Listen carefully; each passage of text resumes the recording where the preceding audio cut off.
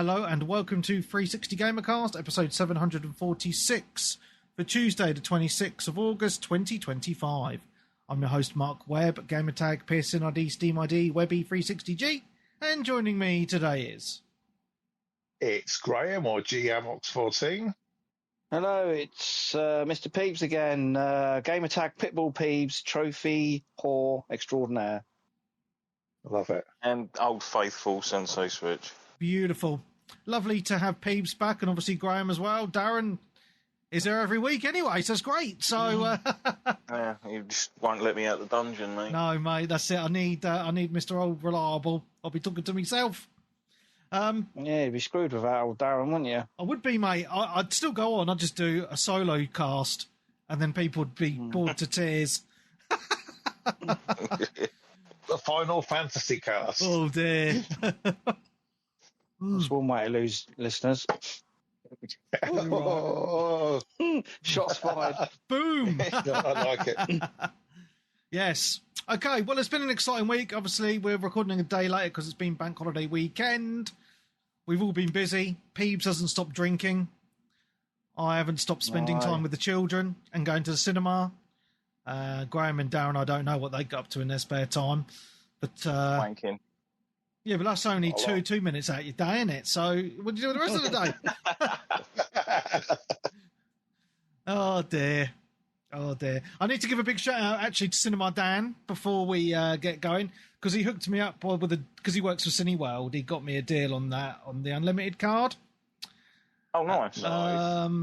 So I've been hammering the cinema the last couple of months, and obviously watching that Lego Batman trailer at Gamescom, which we'll talk about in a minute, got me hooked on Batman again, and they actually re-showed the Dark Knight trilogy at the IMAX for the last 3 days. So I went every evening, the last 3 evenings, and watched the trilogy, one film after the other. Amazing. I actually think it's a good idea re-releasing some old films in the cinemas, because we all missed certain films back in the day and thought, like, I'd love to have seen that at a cinema.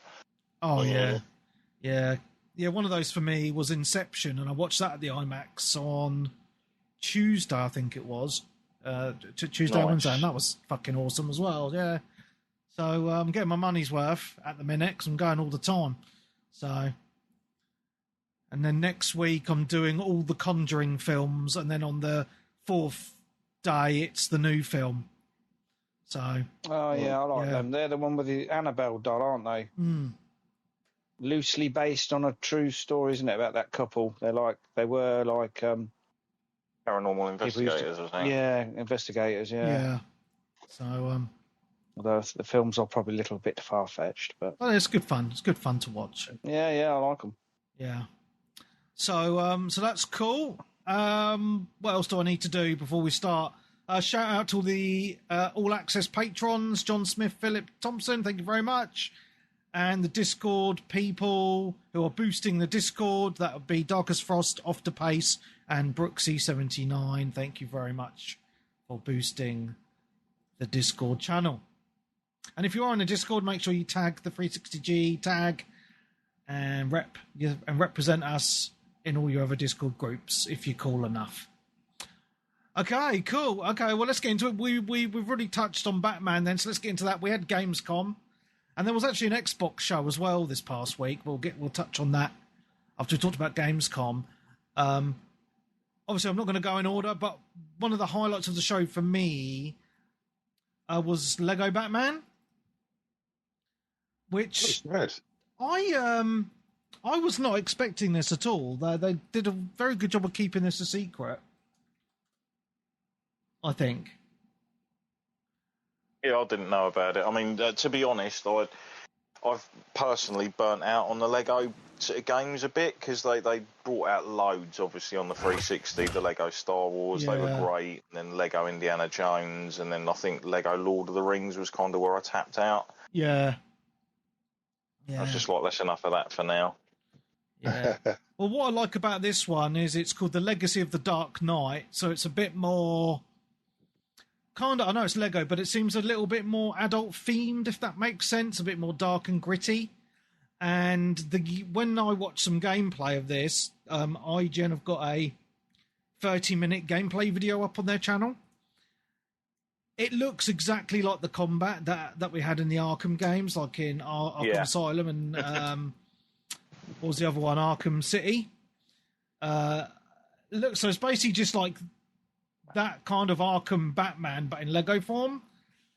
But what I liked about what they showed at Gamescom as well was the guy who's making the game, well, the lead dev guy, he was really hyped for it.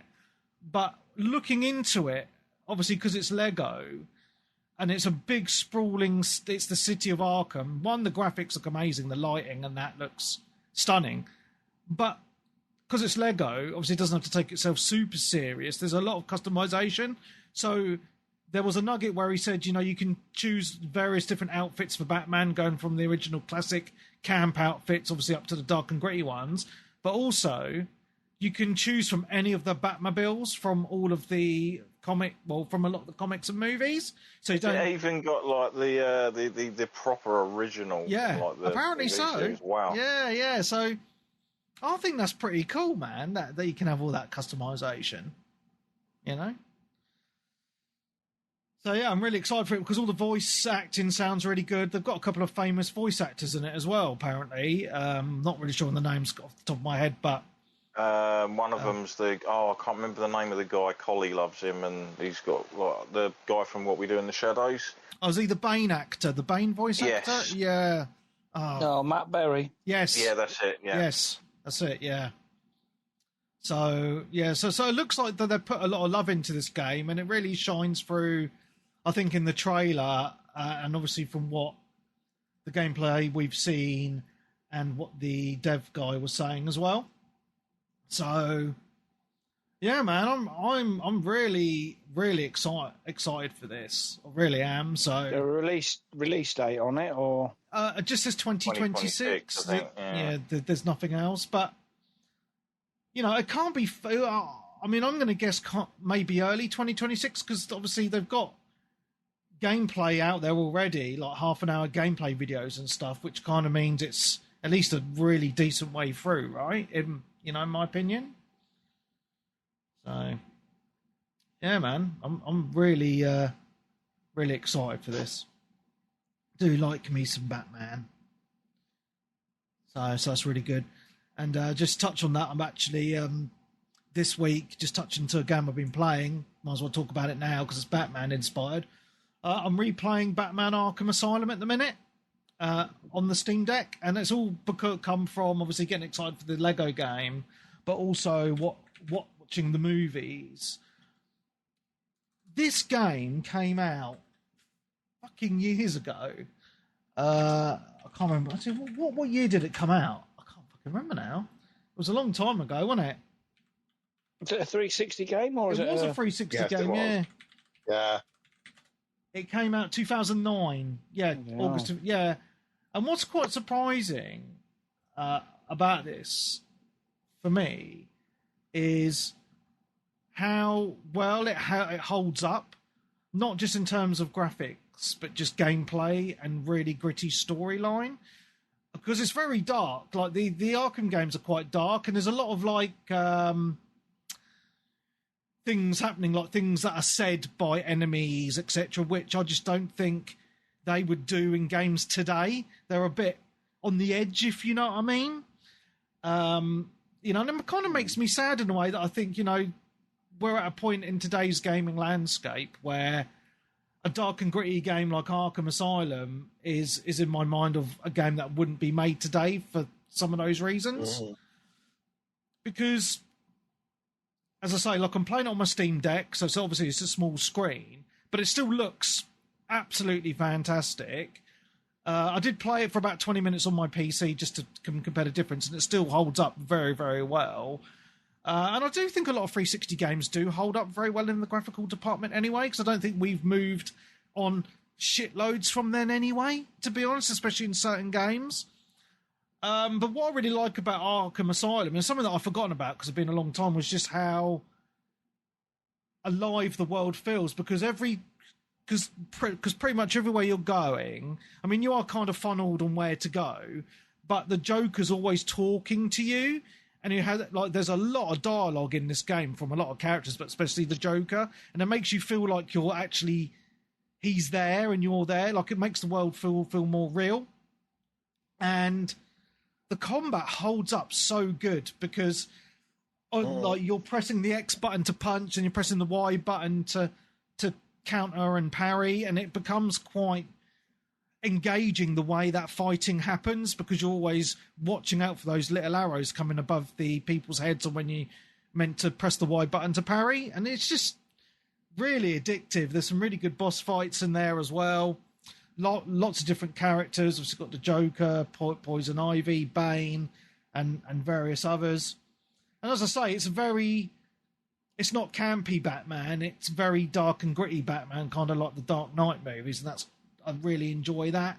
It's got a really good, engaging story. The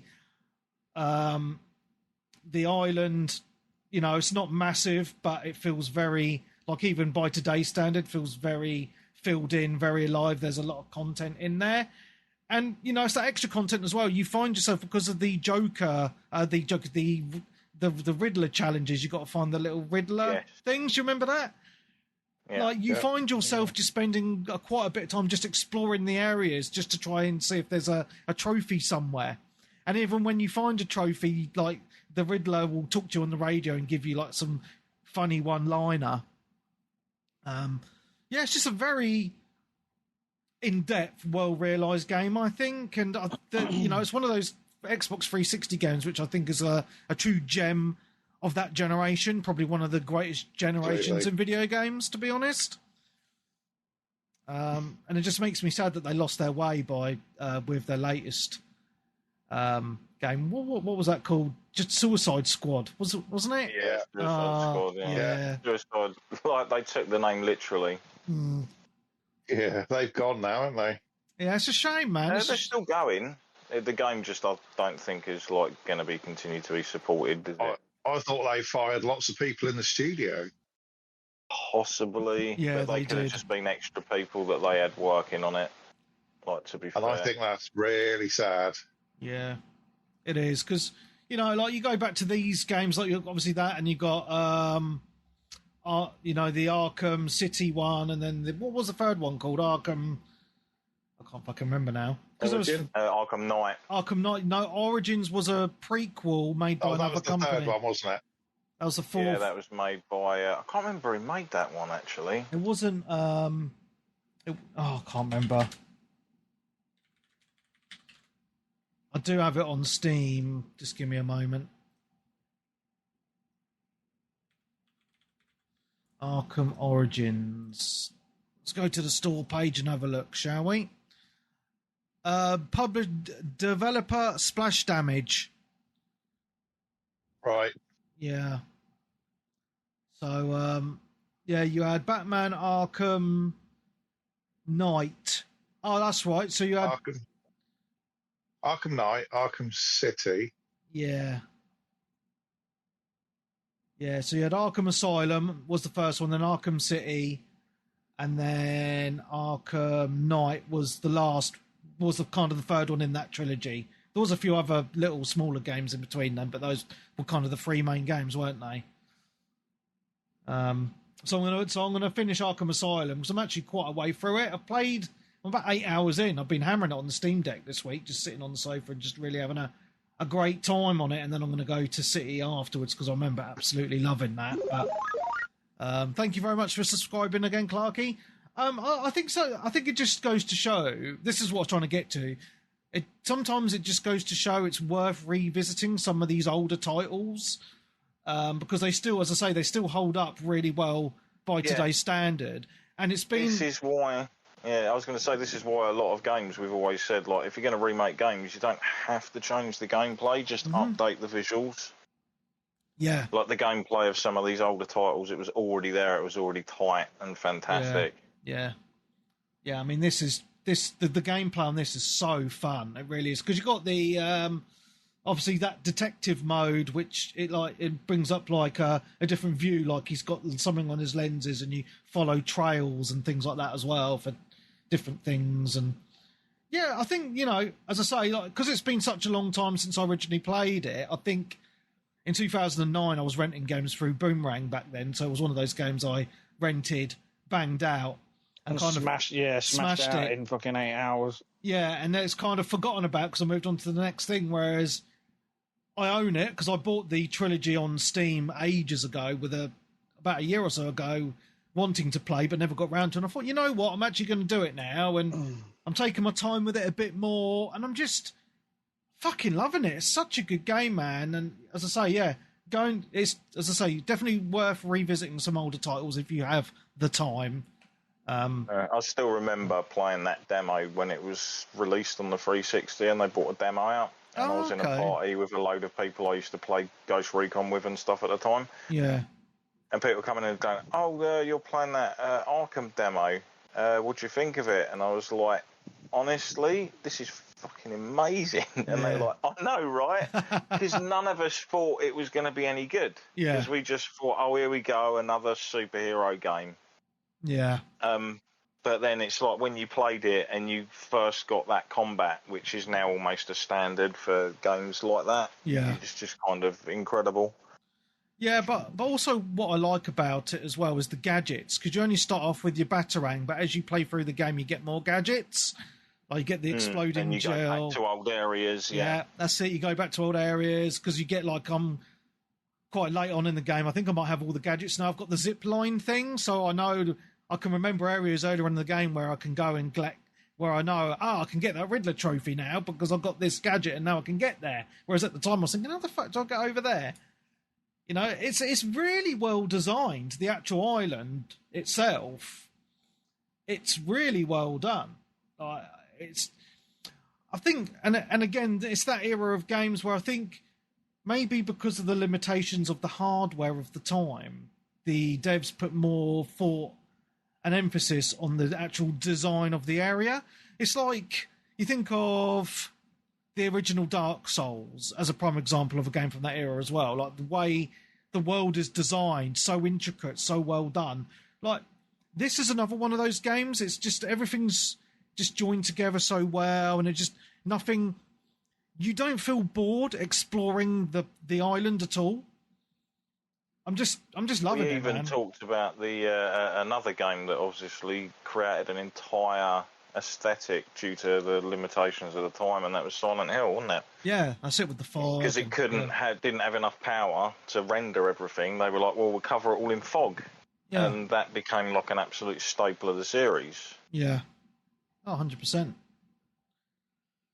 But also, for these Arkham games as well, Sly was telling me in the Discord there's a load of mods that you can have on it, like graphical mods. So I might give them a go at some point as well, because apparently they vastly upscale the game in what it looks like. But I've not tried it myself because, as I say, it's mainly a Steam Deck game for me, and that's kind of what I like the Steam Deck for as well. Is these older kind of 360 era games. They're perfect for the Steam Deck because they look and run so well. Mm. So, yeah, man. So if you're thinking about revisiting old games, do it. And you'll be pleasantly surprised because I was thinking, oh, yeah, I'll give it a go and I might play it for an hour or two, and I'm hooked on it. I'm going to see this through to the end and move on to the next game. It's fucking awesome. So, yeah. And it's dirt cheap as well, even on Xbox and PlayStation, I think, the trilogy. So it's always on sale. So yeah, I always think it's weird though, because like you said earlier, the trilogy isn't all three of Rocksteady's games, is it? It's two of theirs and the other one, the Origins. No, it's not Origins. It's Arkham Asylum, Arkham City, and Arkham Knight. Oh, so it is the three. I remember they did a bundle back in the day where it was it had Origins instead of Knight. Yeah, the one I got you had. You can get Arkham Knight now for about like £6 and stuff. Yeah, I think the problem with I think City for a lot of people is regarded as well. A lot of people say Asylum's the best, and a lot of people say City's the best.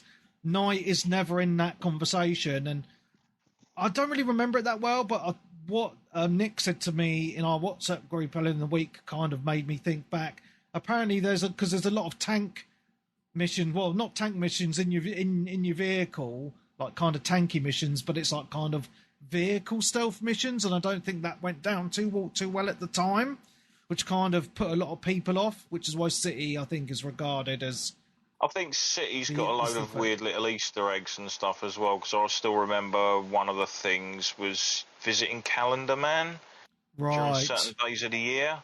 Oh, okay. Yes, And I that does think ring there was bell a now. trophy or an achievement related to visiting them on certain days as well. Oh, I think there But was you a could Christmas kind Day of, one. you could cheese it because you could obviously change the internal clock and then Yeah. just play it while you weren't connected online. Yeah. Trophy Which Chivo one's that Horing. you're playing, Webby? Because I've just searched on the PlayStation Store, and they've got Return to Arkham is £3.49 at the minute, 90% off. Wow, it's Arkham Asylum. It's in the bundle, I believe, that I have. I can't see a bundle on here. They're all separate. Oh. It might have just been. I know they did a physical version, didn't they, of what a bundle back in the year. Yeah. Shitloads of Batman stuff on here. There's the Telltale Games one. Yeah. Yeah, what was it? Yeah, Batman Arkham Collection. It's almost 50 quid on here now. It's Arkham Asylum Game of the Year edition, Arkham City Game of the Year edition, and Arkham Knight. What's Return to Arkham? Is that a remaster of, like, a slight remaster of Arkham Asylum, is it? I don't know, mate. I really don't know. Oh no, Return to Arkham includes Arkham Asylum and Arkham City, fully remastered and updated visuals for PS4. So that is £4 at the moment on PS. No, £3.50. Wow. Bargain. £3.50. Arkham Asylum and Arkham City.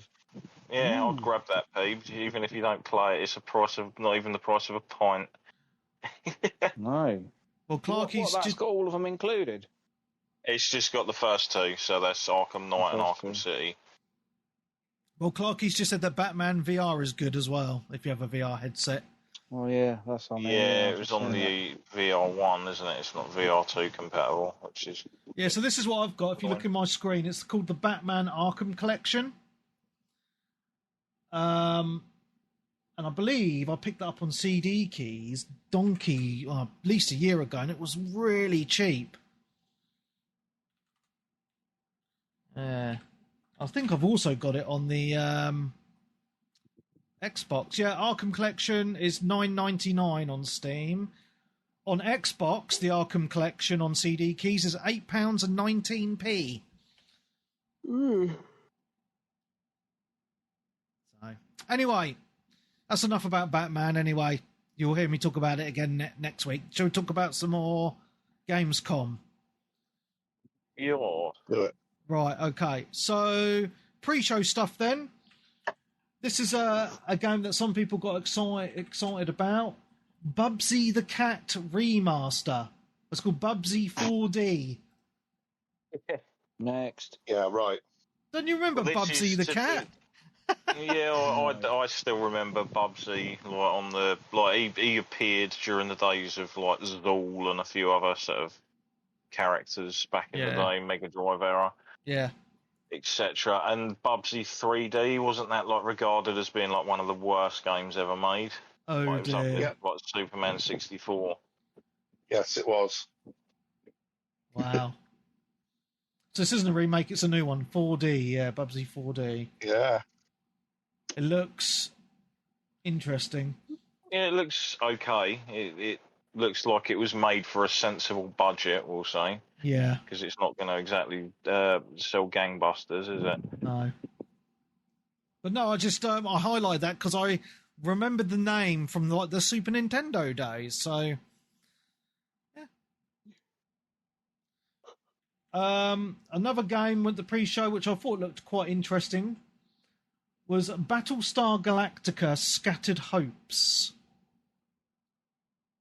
I do like a bit of Battlestar Galactica.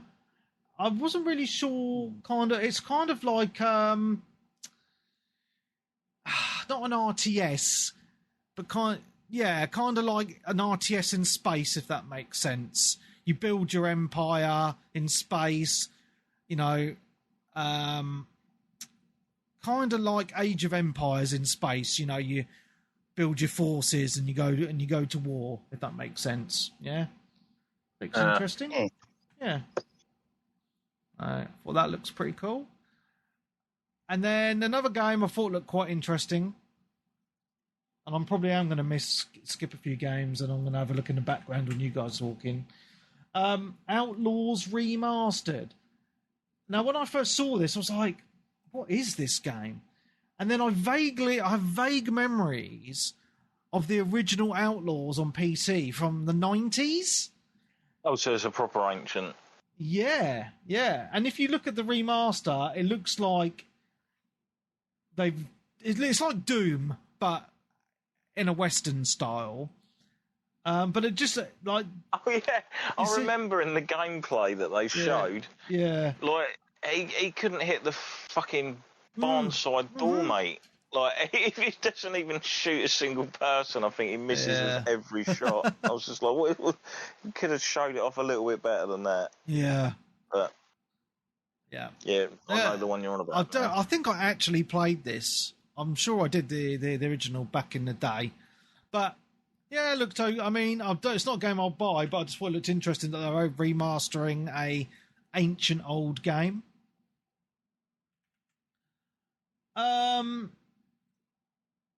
Peebs got excited for this. He-Man and the Masters of the Universe. Yeah, no release date, though. It's annoying. Did it say 2026 at the end of the trailer? I can't remember. Just watching it now. I just thought the way they did the trailer was pretty cool because it was started off with the toys, like the toy adverts, and then the TV comes down, and then it's basically a side-scrolling beat 'em up like Golden Axe. Sort of like style. the Turtle games and stuff. Yeah, retro type 16-bit. Looks cool. Isn't this being sort of like partnered with Limited Run or something weird? It is, for physical, which I think is a really cool idea. Yeah, it just says coming soon. Oh, it does, yeah. So, but I'm looking forward to that. I'll be a good one to play co-op, Peebs. Yeah, definitely. So, yeah. I imagine it should be at least 3-player. Well, you'd hope so, wouldn't you? I think the original Golden Axe was 3-player, maybe in the arcades, because there's obviously the 3 characters, wasn't there? And I imagine it's going to be He-Man, Teela, and Man-at-Arms. Man-at-Arms. Playable, yeah. There's supposed to be a film coming out as well, isn't there? Oh, is there? I've heard rumours, but... Do you remember the old He-Man Masters of the Universe film? Was it Dolph Lundgren? Dolph Lundgren and Courtney Cox. Classic. Wow. Frank Langella as Skeletor. He was proper game for it in that role, wasn't he? He was enjoying himself. Yep. I remember that was probably one of the first times when I was actually watching a film where I was just literally thinking in my head, like, this is all right, but this fucking ain't He-Man at all. Like, where's Eternia? What's all this set in the real world shit? It was this goblin thing with this little, like, electric wand thing that he's got. And none of the villains outside of Skeletor were actually from the cartoon either. They were kind of made up. It wasn't enough like the cartoon, really, was it? It was a bit darker. Actually, I think Eva Lynn was still there, wasn't she? But, yeah. Right, next game, which I thought looked quite interesting. I think this was at the pre-show as well. There's a game called Long Gone, and it reminded me of a zombie survival horror Monkey Island game, because the way it is... This looked really good. This did look really good. I told my mate about this and he's wishlisted it. Yeah, it looks... it is very Monkey Island. It has that kind of pixel art style, but it's all point and click, and then you got to go through your bag, join items together in wacky ways to defeat zombies and get to your next area. It was quite comical as well, even though it was like proper violent. There's the bit where he pulls the gun on the zombie and he kind of freaks out, and then as he pulls the trigger, the bullet just rolls out. Yeah, that's it. The zombie starts kicking off again, basically. Yeah. But it had a little bit of Last of Us influence in there as well, didn't it? With like the overgrown buildings and like the abandoned locations and stuff. Yeah. And it's that cool sort of 3D pixel art where it kind of scales when you move towards the camera and stuff. Yeah, it looks really cool, man. There's another game from Gamescom I saw actually that has that very similar art style, but it's sort of cyberpunk style game. All right. Carry on talking. I'll look it up quickly because I can't remember. I think it's got called Reclaimer. That's just my brief theory of what it's called. Oh, Replaced. It's called Replaced. Oh, is it? I Replaced. don't remember this.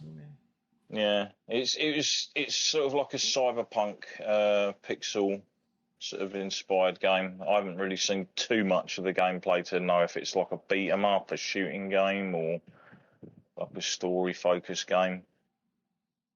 Well, I can't really tell from this trailer. It's a 6-minute trailer.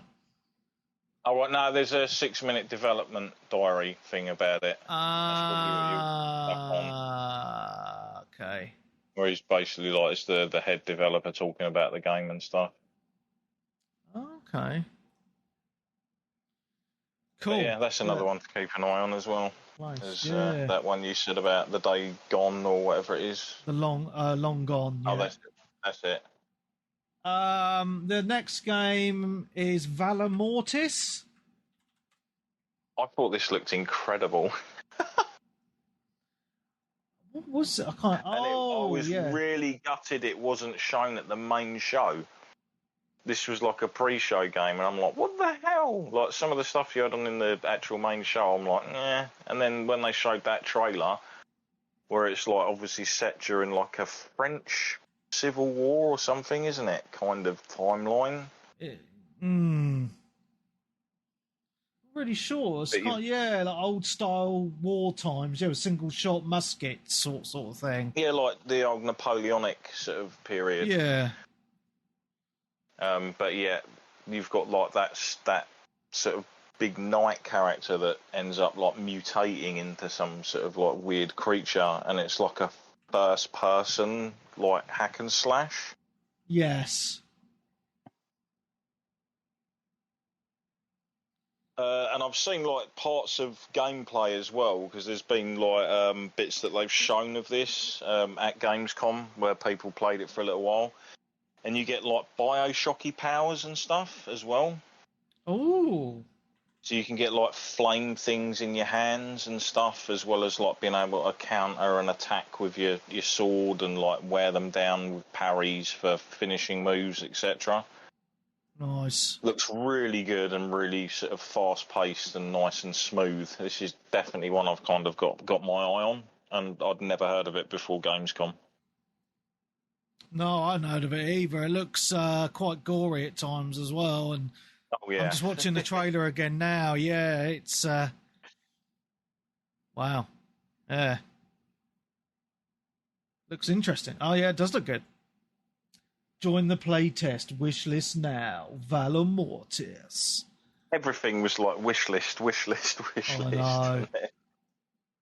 That's it's ridiculous. the new pre-order now, isn't it? Yeah. A game I'd never heard of that they've shown there as well. PVKK, it's called. And what intrigued me about this is you seem to control this big monster gun. I think the game is you kind of sit in this. You're sitting in this turret thing. It's kind of like reminding me a little bit of like that Fallout style of gadgetry, if that makes sense. And then it looks like you can upgrade the gun, like the area, like the buttons and stuff. But the whole game is you're basically in this room controlling this giant cannon thing. And there's like a TV screen in there where this woman comes up and she talks to you and you're aiming your shots, etc. It just looks quite interesting. Yeah, I think it's like you're a Russian gunner or something. I don't know what it is, but it looks weird. And I was really intrigued by it. So, yeah. Very cool indeed. What was the other one? There was a couple near the end, wasn't there, of new Chinese developed games. Yeah. They looked really good, but they did it looked like another third-person hack and slash Souls-like again. Yeah. I can't remember what it was called. It did look really good though, and then they followed it up with another one that was slightly different and more interesting. Yeah, I can't remember the names of them, mate. We're being useless, aren't we? I know. I've written a fuckload of games down, mate. I've got shitloads written down, but I'm just kind of looking at the trailers again, because obviously it's been about a week since these have popped up. So yeah, it was last Tuesday, wasn't it? Yeah. So another game they showed was called Routine. It looks like a first person horror type game. Reminded me of Dead Space a little bit, but you have this camera gun, and you can see certain things through the camera that you can't see with the naked eye. It just looks kind of freaky.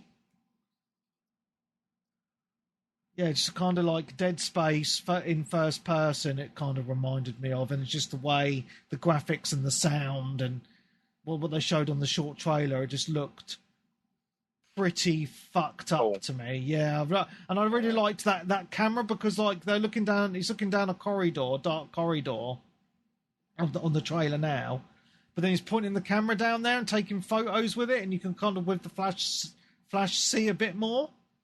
Yes, I remember this now. Yeah, that looked really good. Nice and atmospheric. Yeah.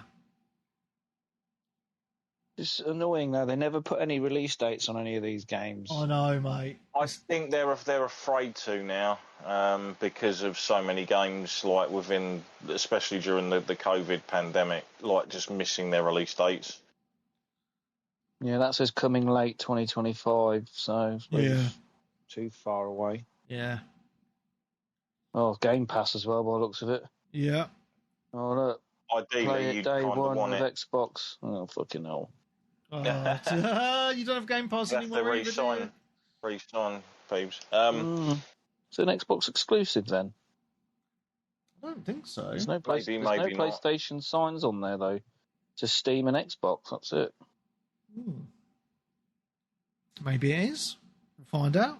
It'd hopefully be a whatchamacallit game then. October, to get into the spoopy season. Halloween time, yeah. Makes sense, wouldn't it? Just looking here. No, yeah, Xbox and Windows only. So yeah, no PlayStation release. Next. Okay, next is a little game that I'm sure you'll love, Peebs. Road Kings. Road Kings. It looks like it's a truck driving game. Oh God. Next. Which I was quite surprised about, because also announced at Gamescom is that Euro Truck Sim and American Truck Sim are coming to console at last as well. So it's going to have a bit of competition. Yeah. So well, the other sim games kind of ended up to console, even though I think this Road Kings is going to be more like the other ones where you were running, logging trucks and things like that up and down the country, weren't you? Yeah. I mean, it's hard to tell from the trailer.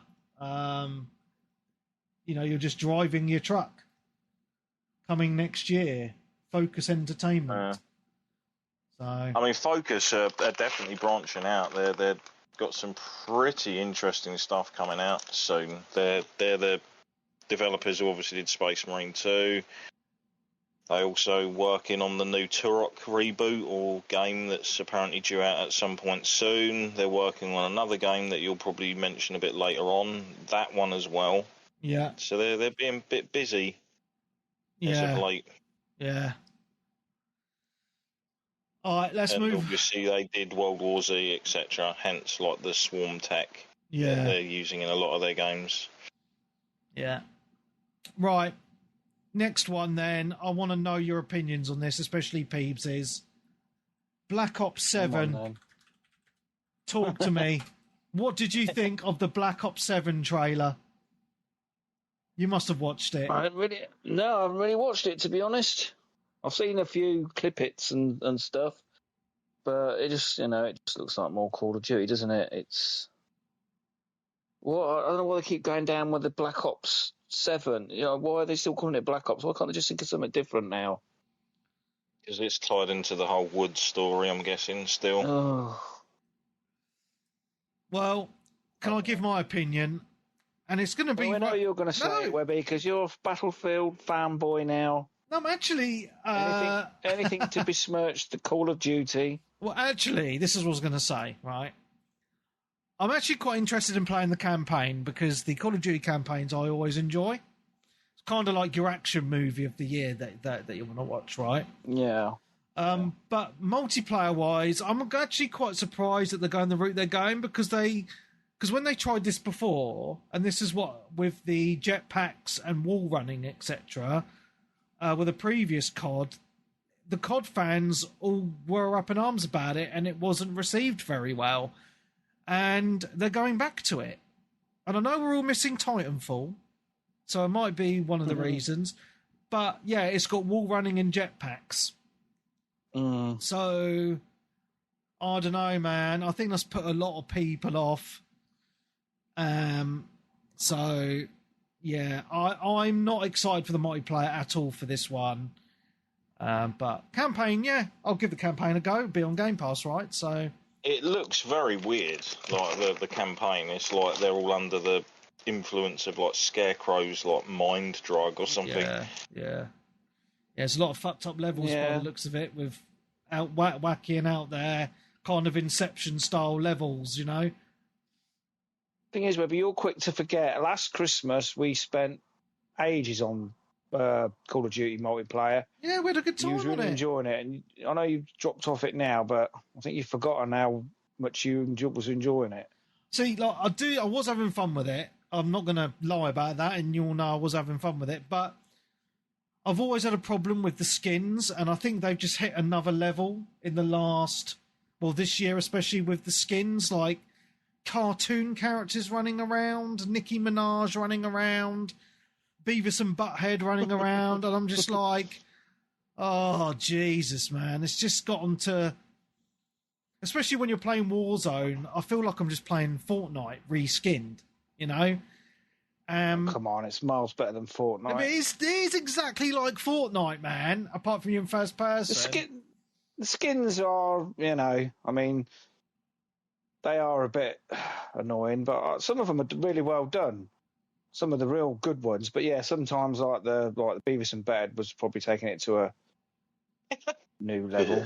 But I actually remember watching that back in the early 90s. I used to love Beavis and Butthead. Yeah, you can get away with that now, that stuff.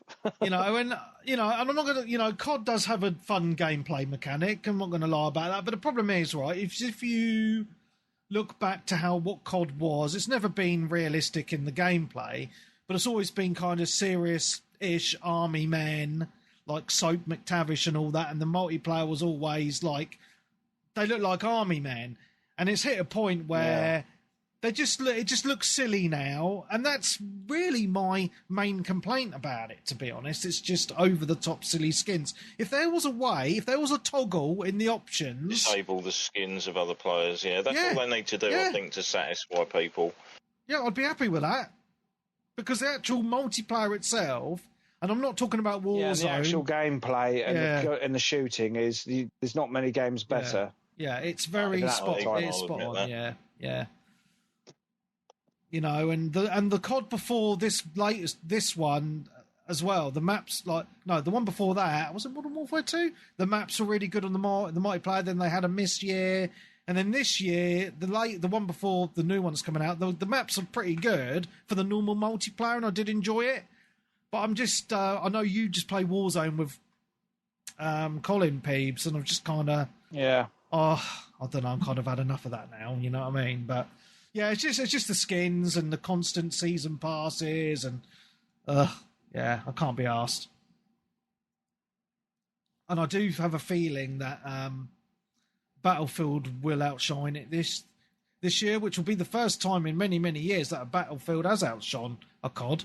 to be honest, because Well, it's kind of good that they have gone in a weird direction then, and they're not just doing like a traditional sort of COD style, because then you'd have two games that are similar. Now you've got one that's sort of a bit more futuristic and one that's more traditional.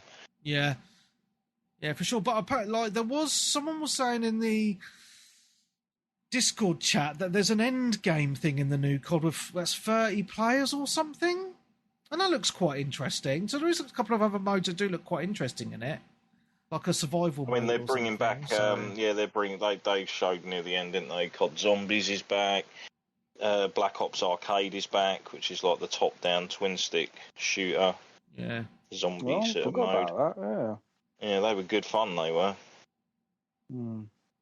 So for those of us with Game Pass, it's not we can play this and give it a go, and then make a decision without.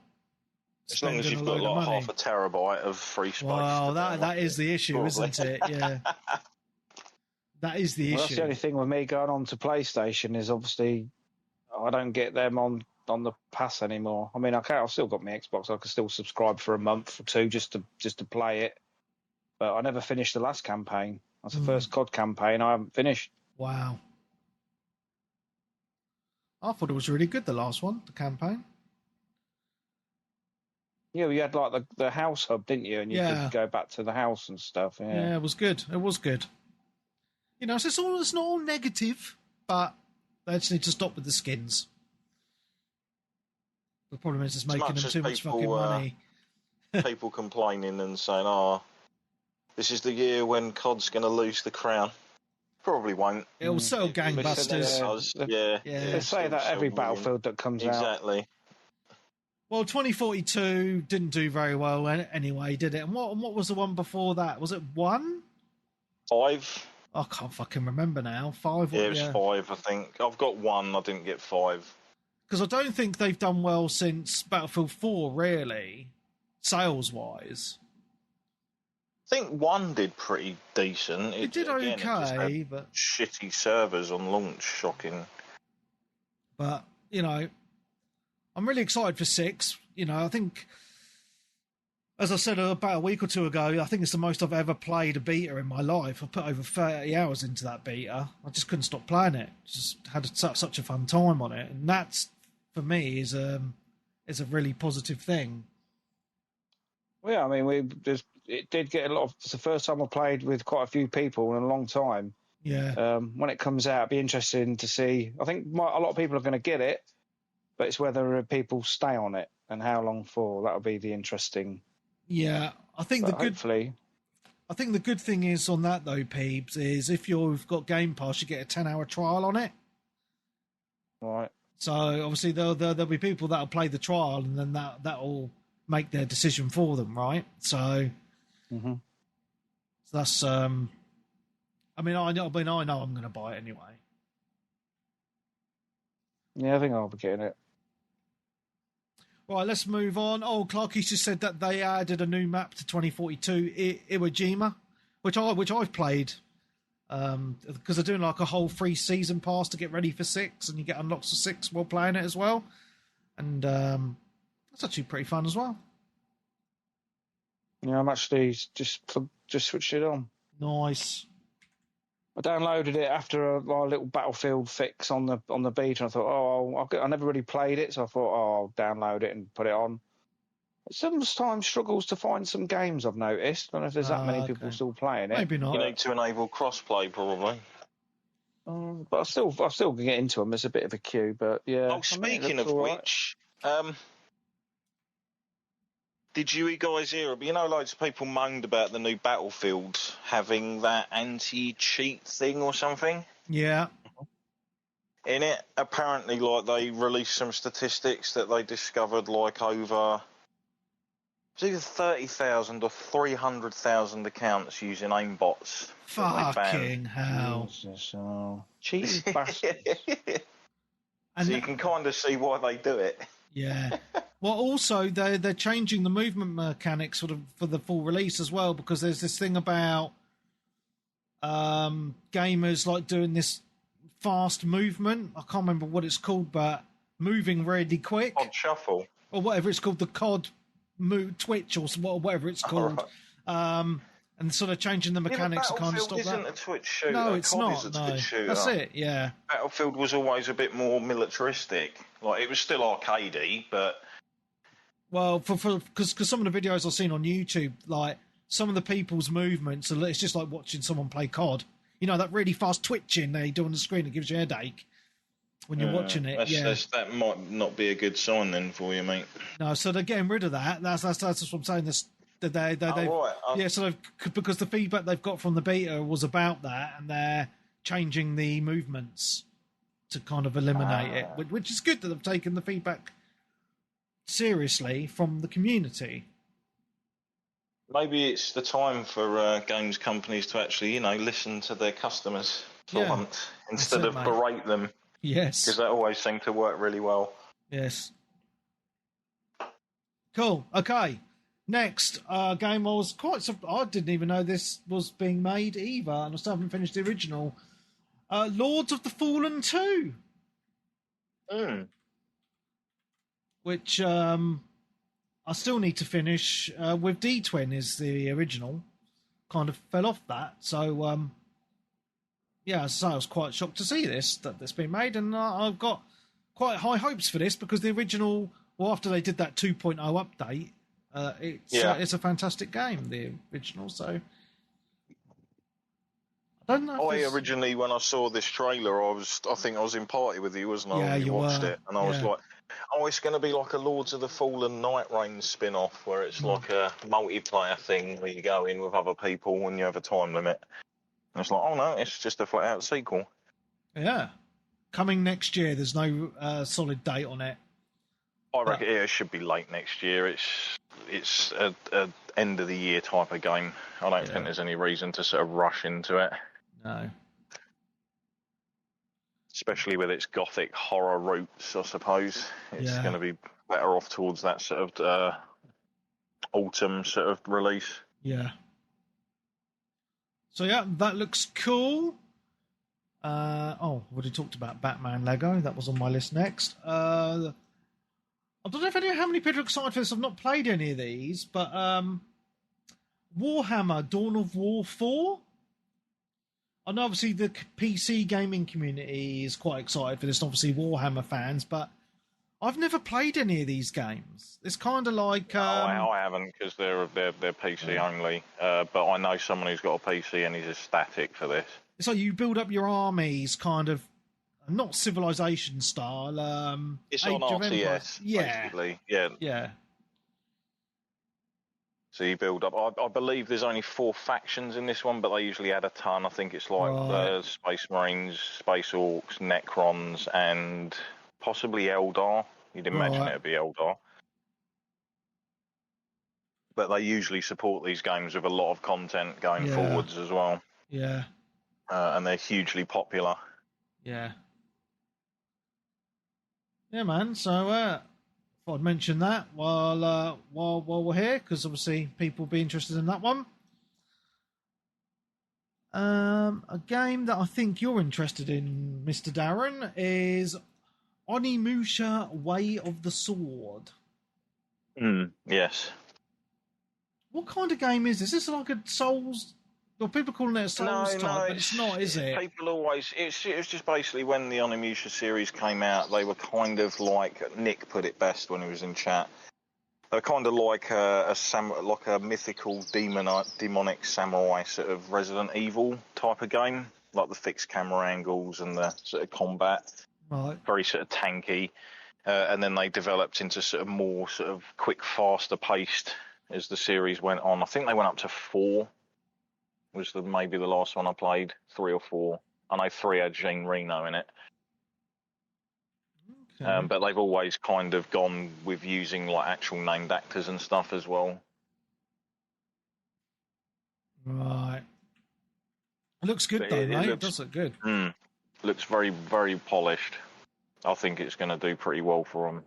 Like Capcom have been on a bit of a roll recently, like with their releases, as much as people complain about the performance of Monster Hunter Wilds, etc. It's still sold exceedingly well. Street Fighter 6 has been really big for them. The RE sort of 7, 8, and etc. And then they've obviously got that out next year. They've got RE9, which was also shown at the show, although I'm kind of pissed off that we waited right till the Columbo section just to get like 2 minutes of basically a cutscene and like 10 seconds of gameplay. Yeah.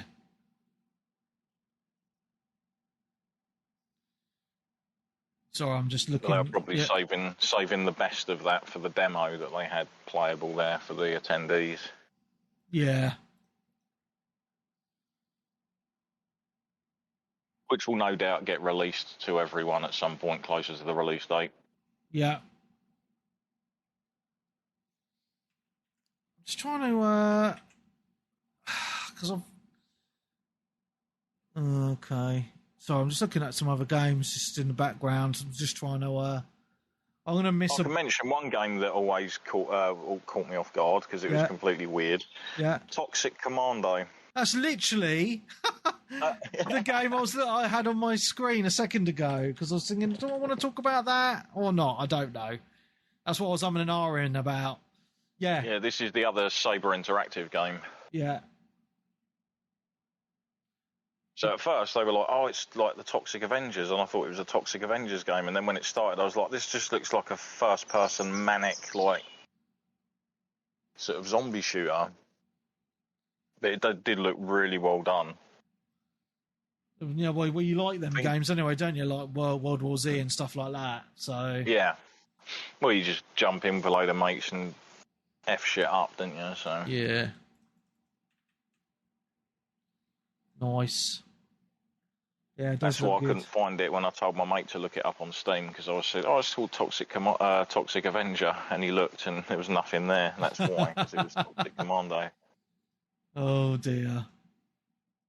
But they are actually making, strangely enough, I don't know whether it actually came out already. They're doing like a scrolling Toxic Avenger beat 'em up as well. Okay. Which had a similar pixel art to obviously the Turtles and stuff. Yeah. Right. I have another one. It is called Cinder City. Chinese game, by the looks of it. It kind of reminded me a little bit of First Descendant, third-person action shooter with very good graphics. Yes, it's a Korean game, yeah. Oh, it's Korean. My I apologies. think it's Korean, yeah. I see the Nexon, isn't it? I believe. I see the funny writing and it all looks Chinese to me. Oh dear. Yes, I do apologise. But no, it does look like First Descendant. It looks quite good, actually. Graphically. So, yeah, that's another one to look out for, I think.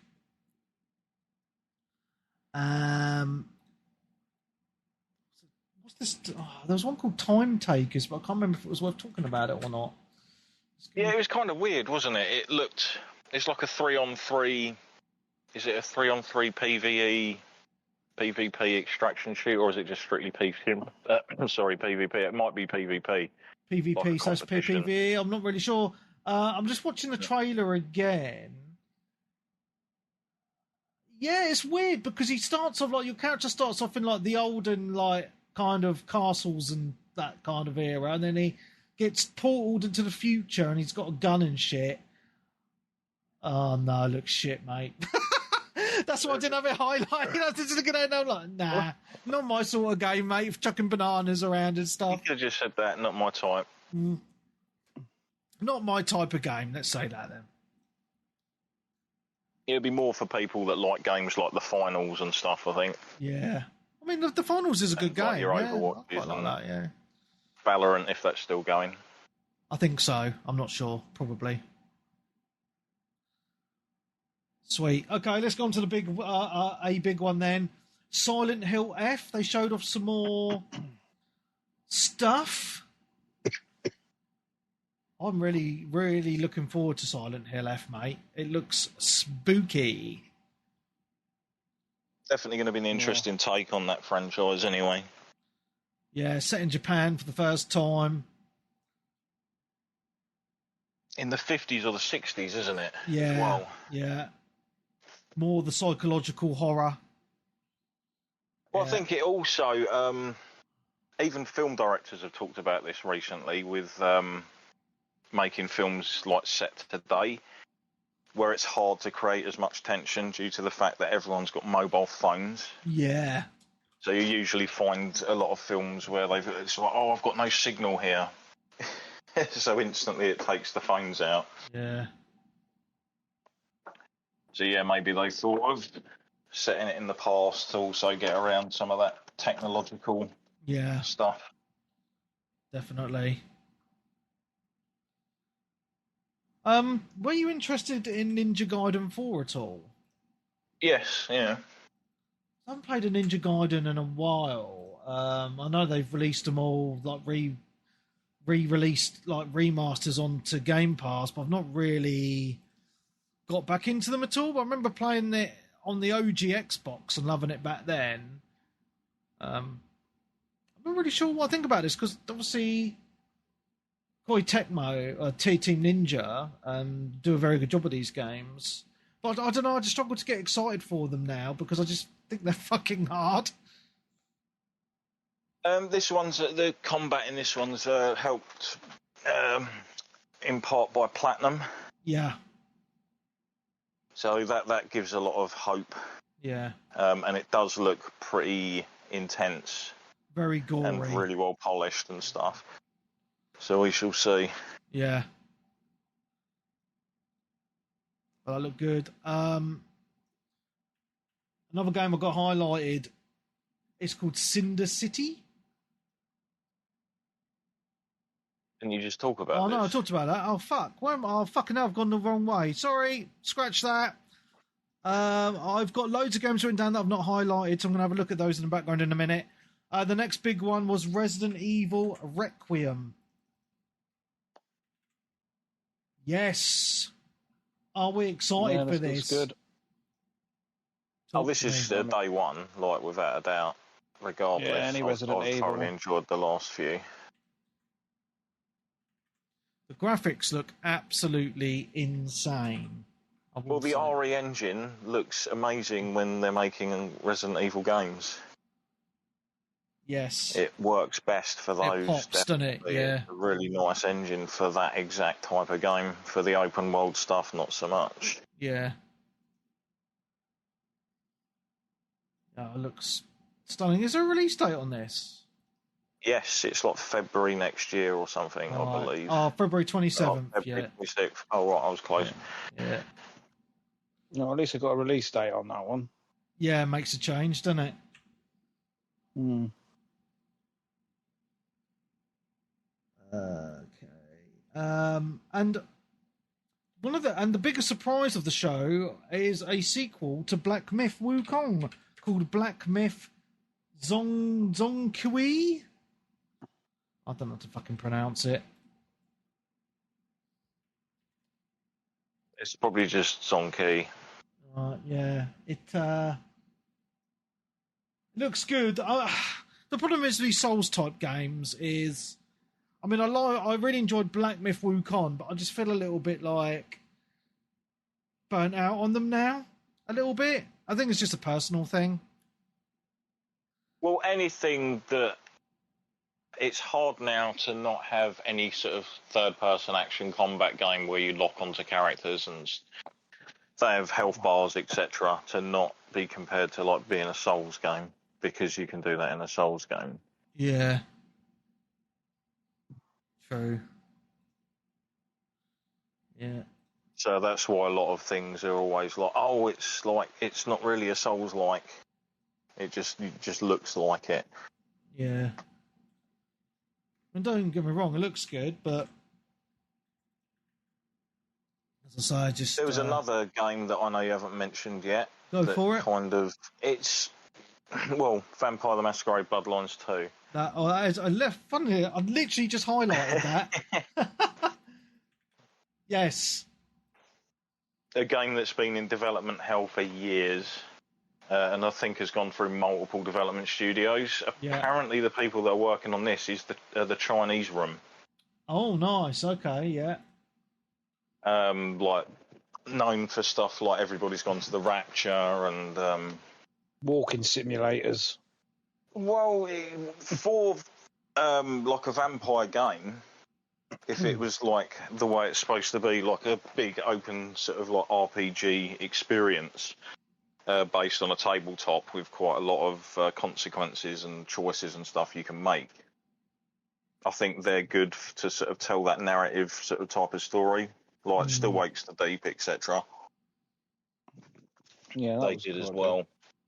The main thing that I think has pissed a lot of people off about this straight off the bat is 2 of the classes, like the actual clans, are locked behind paid DLC.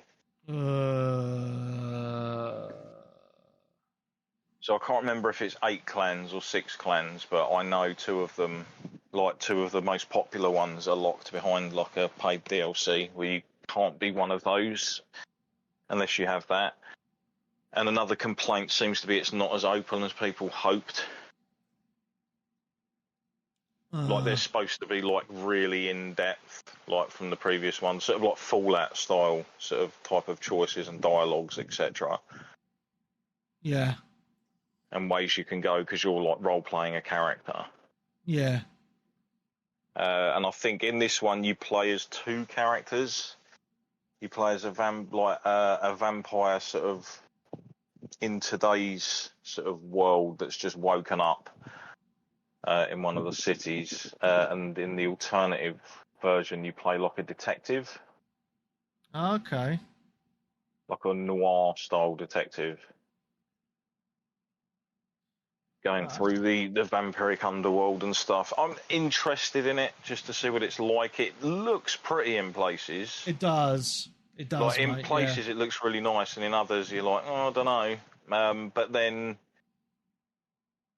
it all depends on, like I say, whether it is like a fully immersive thing you can get into, or whether you just feel like you're being dragged along. Yeah. I mean, through the Paradox Interactive are pretty good studio as well, so I've got some hope for it. For all the crap it's been through, I hope it does well and is good. Yeah. And people like it. But yeah, it's actually just got a release date, didn't it, with the trailer? Yeah, October 21st. Oh, October. Yeah. So it's a good time slot. It's just before Halloween. It hits in that sweet spot. I mean, they might be able to land it, because I'm telling you now, I was sceptical about Silent Hill 2 when that was coming out. I was worried that remake was not going to be what I hoped it was. Yeah. And I was so wrong. There we go. It's nice to be proved wrong sometimes. Oh, I love it. Yeah. If something comes out and it's truly amazing, that's like, yeah, great. Fantastic. Yeah. Thanks for that. A couple of other games I've highlighted as well while we've been chatting. Chronos: The New Dawn. Yeah, we talked about Was that when we talked about the other week, weren't it? Did we talk about it today? Or no, we haven't talked about it the other week. Yeah, Last time cool. I was on. Oh, Looks yeah. cool. It's on my wish list. Looks Isn't that out next week? Is it out next week? I think it's out next week. Wow. Yes. Oh, you know. Like the 5th of September or something, isn't it? Or is it the 8th of September? There's some really good games coming out next month. This looks wicked, man. This looks so cool. They're like Dead Space. Yeah, man. That looks really good. A game I'm not excited for, but I think it's worth a mention because I think the first game was quite popular. The Outer Worlds 2. It was like a companions trailer, wasn't it? That the one they showed off, or it was like all the different people that you can meet and stuff. Yeah, that's right. On your journey. Which, I do get that, but it's always nice when you bump into characters in games and you don't know that they're a character that's going to join your party. Yeah. Or someone that's going to end up on your team, etc. Yeah. Whereas now it's like, yeah, look at all the people you're going to get. So as soon as you see them in the game, you're like, oh, cheers, there's one of them. Yeah. I just think, like, when I watched the trailer, I just thought this game looks janky as fuck. That's just the impression I got from it. I'm just not interested at all. That's a shame, really. Which one's that, sorry? Outer Worlds 2. Oh, right. Yeah, no, I'm interested in it. it'd be interesting to see if they can improve on the scope of the first one, because I think it was kind of limited in effect. Yeah. It was almost like Starfield took Poor man's battle. inspiration from them, like basically where it's like, yeah, let's just have these squared off little areas, zones that you can walk around part of. Yeah. And then you fly to another zone and etc. But yeah, next. Oh, Game Pass as well. Oh, okay, no. Yeah, so... Killing the games industry. Okay, well, the last People are paying money game... and getting them for free. Well, the last game is... I was probably missed some, but this is the last one that I wanted to highlight. It was by Team Jade, and it's called Project Spectrum. And looks awesome. It looks kind of like a first-person Resident Evil style game. Yes, this is actually Xbox exclusive, I believe, as well. Oh, nice. But yeah, this did look good. Yeah, there's no release date for it yet, but it's first person. It looks freaky as fuck. Kind of like a Resident Evil, but more action orientated by the looks of things. Some really fucked up looking enemies though. So yeah, I'm really looking forward to this. So, and that was it really from Gamescom. Is there anything I've missed that you guys wanted to mention? No. I know during Gamescom there was a thing I will mention for Path of Exile 2. Oh, okay. Well, an update. Where they were. Yeah, it's an update that basically adds the third act to the game. Okay. Yeah. And I think it's getting a free-to-play weekend as well towards the end of August. Ah, nice. I think it's like a bunch of the last days of August, like you can play it for free, because at the moment I believe it is still just like a paid early access, isn't it? Yeah, it's like 20 quid. I bought that at launch and I've not even finished much. Act 1. I think you can get a cheaper one. Oh, right, it's decent, but I think a lot of people have like hammered it and then probably died off because it still has content to come. Yeah, it's £23, mate, for the early access on Steam. Yeah. Is that but you is that the cheapest version? Yeah, that's the cheapest. Yeah. Bundles. Oh, right, fair enough. I need to get back on that. Oh yeah, there was something about Ghost of Yoto that was shown again as well, but that game is not far off. Yeah.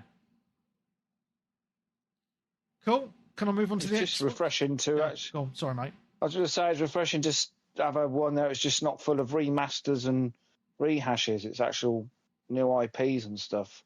Yeah, well, what's quite nice, Peebs, I think, is because obviously, well, not nice in one way, but good in another, is since E3's gone, these other shows like Gamescom have kind of taken up the mantle, and they're getting more and more newer games to show, and they're doing a good job of it as well, especially with these online shows. Yeah. So I think Gamescom is kind of the big one in the world now, and luckily it's only in Germany. If we wanted to do a meet-up there, Peebs. No, I would say, probably for that kind of event, yes, where it's not all split off, because E3 is technically sort of like all split off into different areas, isn't it? Yeah. It's not like you'd go into one big venue and it's all in the same spot. Yeah. They all have their own different setups all over the place. Yeah. I'd say the Tokyo Game Show is pretty big, but I think most of that's like mobile phone stuff, to be fair. Yeah, that's what the Japs love, eh? Mobile phone games. Yeah. Right, let's go into the Xbox show. I've only got 3 things written down for the Xbox show, so this shouldn't take long unless there's anything I missed. Triangle Strategy is coming to Xbox, which, by the sounds of it, you guys are really excited for that. This is the pixel art, sort of Octopath Traveler styled game, isn't it? Yeah. That came out a little while back. Yeah. It was quite popular. It's only been on Nintendo and I believe PC and maybe PlayStation. It's the first time it's coming to Xbox. I think Square Enix and Xbox have done a deal because there seems to be quite a few Square Enix games heading over to Xbox now that haven't actually gone on to there from PlayStation so far. So yeah, you'd just probably be like, look, mate, that game's been out over a year now. Can't you just do a port and slap it on there? Cheers. Yeah, because they're also releasing onto the Xbox from Square Final Fantasy Tactics on the 30th of September. That's for everything, though, isn't it? Isn't that the? That's the original. Do you remember the original Final Fantasy Tactics that they remastered and they put it out on Switch and PlayStation a little while ago? Oh, right, I thought it was all coming soon. I didn't realise that was already out. Yeah, 30th of September. And they spent a lot of the show talking about the new ROG Ally, which is pretty much the same as the ROG Ally that's already out, but it's got an Xbox branding on it, and it boots onto the It's basically boots into the Xbox app that I use on PC anyway. And there were some prices. Oh dear, you're gonna laugh. So the ROG Ally X, I think it's like, hang on, I just want to be right here. Not cheap then. $900 for the Ally X, and for the normal Ally, it's $550. Ridiculous. Let me just see the UK prices. £800 in the UK for the more powerful one. Oh, at least they know a bit of conversion then. Yeah, but... Some companies don't. Yeah, true. But, you know, what's quite interesting is people are trying to compare this to, like, the PlayStation Portal and say, oh, yeah, that's more worth it. But what people forget, and I'm just going to do a tiny explanation, is it's not a streaming device. Yes, you could stream if you wanted, but it is an actual... It's not a portable Xbox. Yeah. It's not a streaming device. It's actually a portable PC. It runs Windows. It just launches into that custom Xbox app as the launcher. So it is a game. It is a portable PC, but you can play your Xbox Game Pass games on there. You can play your Steam games on there. Battle.net, GOG, all the things. You could use it as a computer if you wanted, right? But it's just got that Xbox branding on it, unlike the ROG Ally that's out now. So it launches into that custom Xbox UI. So it's actually, you download your games to it and you play your games actually on the device. So you could take it on a plane or something like that with no internet connection. So technically it is better than the Portal then, isn't it? Well, yes, it is. Yeah. It's actually a decent powered handheld, to be honest. You can dock it, use it as a PC, but it is a portable PC. So I don't think it's got a huge market for it because of the prices. As you say, Peebs, it's more expensive than a PS5 Pro for the top tier one, but it is. Klarna is your friend. Well, yeah, okay.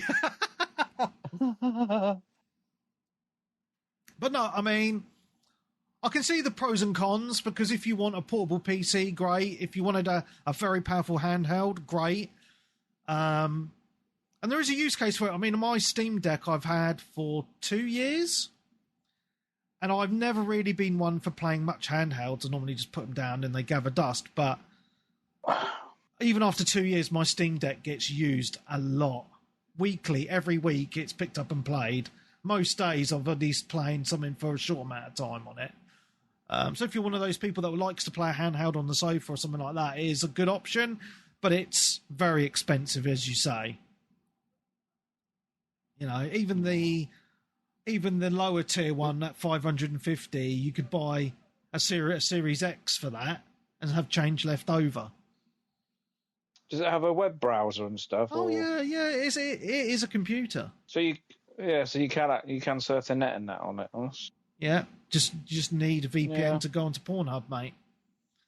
Yeah. But seriously, yeah, they're cool devices, but as I say, very pricey. So yeah. And that is literally the only takeaway I got from the Xbox show. I have to say, it was pretty boring, that show. I didn't actually watch it all because it was a snooze fest. So that's what I took away from that. And that's it. So we talk about some games we played? If we played any at all? Yeah, I do. Graham, have you played anything? You've been very quiet there. I have played a game. I played a very old game. In fact, Ooh. you were talking about going back to old games. Yeah. My brother came over to visit last week, and he's like, "Show me a game I've never played before."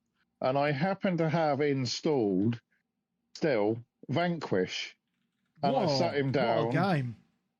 And he played the first 4 or 5 missions. And as soon as he went, I picked it up and carried on playing it. Wow. It's to call it a Gears of War like game doesn't do it justice, because it has other mechanics which are quite good.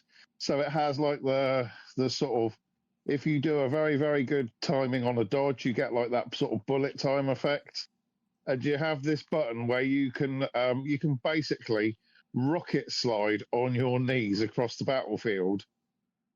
And some of these battles are just epic. This game, I mean, for a I think it's the PS4 version. I think it was an Xbox 360. Yeah.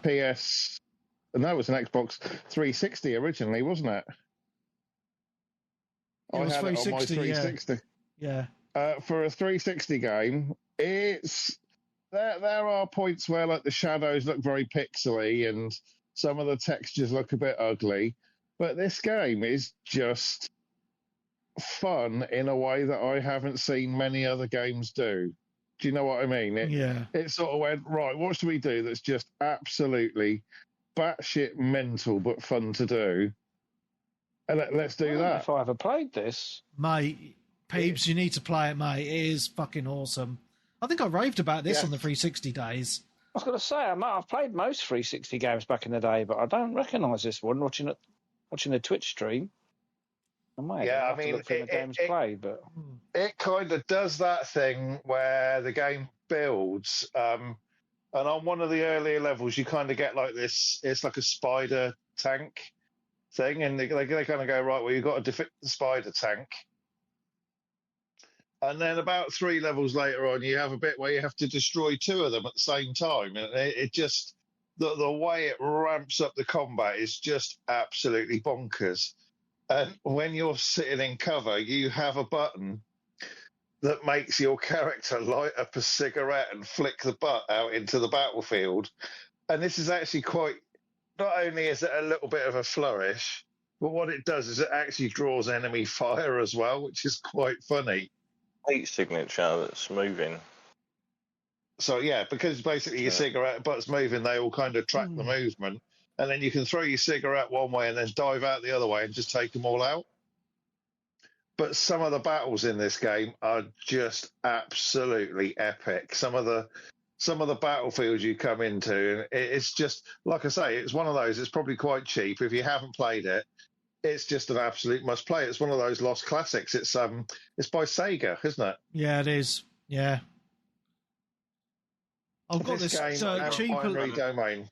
Yeah, I got this dirt cheap about 6 or so months ago to play on my Steam Deck, and it's been sitting on there, and I haven't actually got round to playing it yet. But on there, I remember playing it back in the day, and you can pick it up really cheap now. I think it was in a release bundle, wasn't it? You could get that, and I think Bayonetta. Yes. Oh, okay. First one. Yeah, they did a double pack, didn't they, at one point? But is it David Hayter does the voice of the main character in this game as well? I don't know. I remember. It's been a long time. He sounds very, very Snake-ish. He's very gruff and he's very kind of military, you know. But no, I mean this game, like I say, you can kind of see the edges where they had to kind of do the best with the technology they had, but it's just so much fun. Yeah. It's just shooting things and kind of going around the battlefield just feeling like you're an absolute badass. Nice. And that's what it's all about. It's just good fun. Yeah, mate. Another one to add to your list, Peebs, if you haven't played it before. Yeah. I'm going to look for it in a minute. Nice. Highly, highly recommended. Nice. Peebs, tell me a game you've been playing, mate. Well, I've been playing, as you know, Game of the Year, Death Stranding 2. Ooh. Interesting. Finished it yet? No, just started chapter 6 this afternoon, but really loving it. I think it's more accessible than the first one. I feel like they've listened to like some of the criticism the first one had, because I know people sort of fell off it a bit like you, Webby, and when it first came out, and it was a bit long-winded, travelling and stuff, and it was just delivering. But this one, I don't know. Obviously, it's still primarily going around and connecting.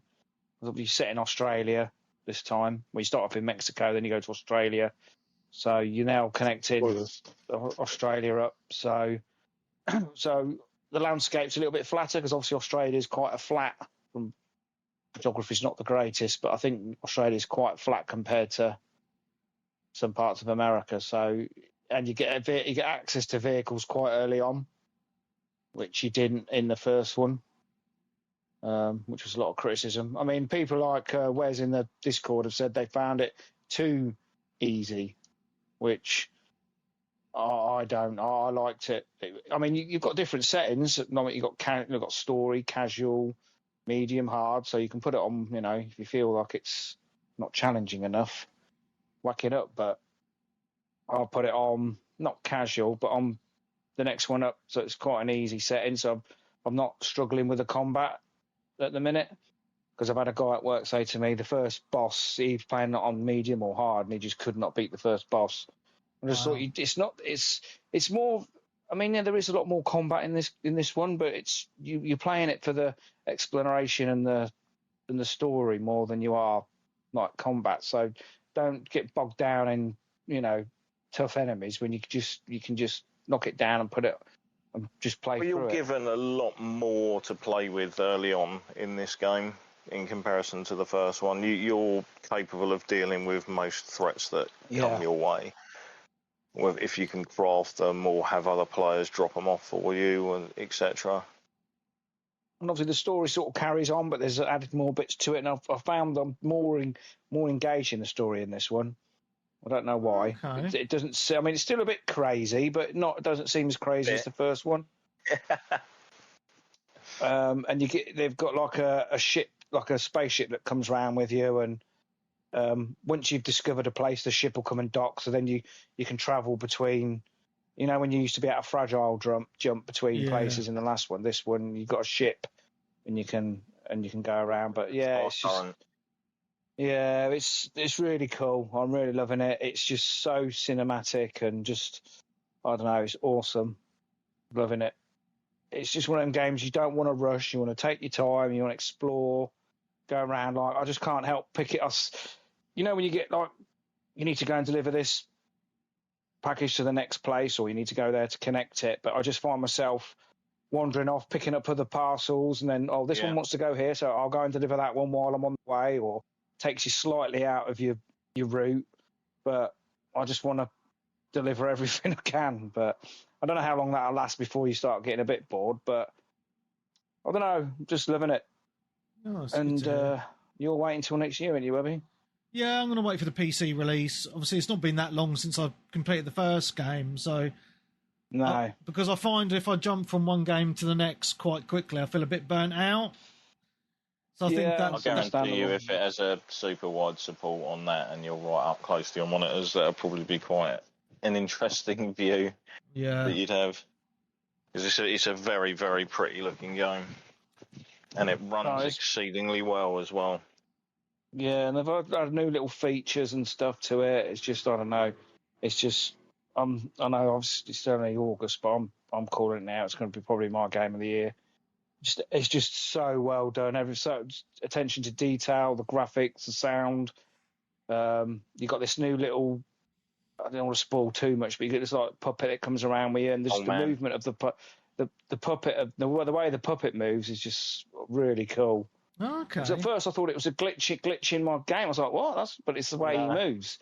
He's designed like a wooden puppet type thing, and the way he moves is just really cool. He moves at like 20 FPS or something. It's weird. Have you done much more, Darren, on it? Not yet, no. distractions and work, but it's definitely one you. It's not even. This is the other thing as well. It's the type of game you can put it down for a while and then go straight back into it. Yeah, because it's one of them where I don't want to put it on for 20 minutes. I want a good couple of hours. Yeah, an hour or so. Take at least, the time. I don't want any distractions, and I don't want to be rushed. It's just looking at things on the map and thinking, like, how can I get up to that? If I take some ladders with me, maybe I'll need one of those. But shit, it's actually not in an angle I thought it was. And it's like, hold on, there's a route just up here around the corner. Didn't even know it. Just everything about it, man. It's just great. Awesome. Nice. You getting it, Graham? Were you waiting? I played the first one and I didn't really get it. And I did about, I don't know, I did about 10 hours or 12 hours of the first one. Fair shake. And I went, maybe this just isn't for me. I just found myself getting incredibly frustrated with it. So I just put it down, never went back to it. Oh, that's a shame. I can see why it's not for everyone, but I didn't think it'd be for me. Like I said last time, when Webby put me off, when it first came out, oh, it's boring. It's just a Royal Mail bloody simulator. But my brother played it and he enjoyed it, and then he got me on it, and then obviously they did the director's cut, so I got on that and loved it. Straight on to the second. I tried the first one. Yeah, the first one appeared on PlayStation Library. It might have been, I don't know, around Christmas. And I thought I'd give it a go. And I gave it a weekend. And I gave it like 10 to 12 hours. And I thought, you know what? I'm not enjoying it that much. So I just put it down. I can see why people would enjoy it, but I just don't think it's for me. Well, 10 hours is long enough, isn't it, to you sort of know if you're going to like it or not. Yeah. But there you go. Sweet. Is it me again, is it? No, it's me. Oh, Darren. Go for it. Yeah. Mafia The Old Country is probably what I've put most time into this week. Oh, nice. Still enjoying the game. The story's cool in the fact that it's obviously set in those sort of storyline and times, etc.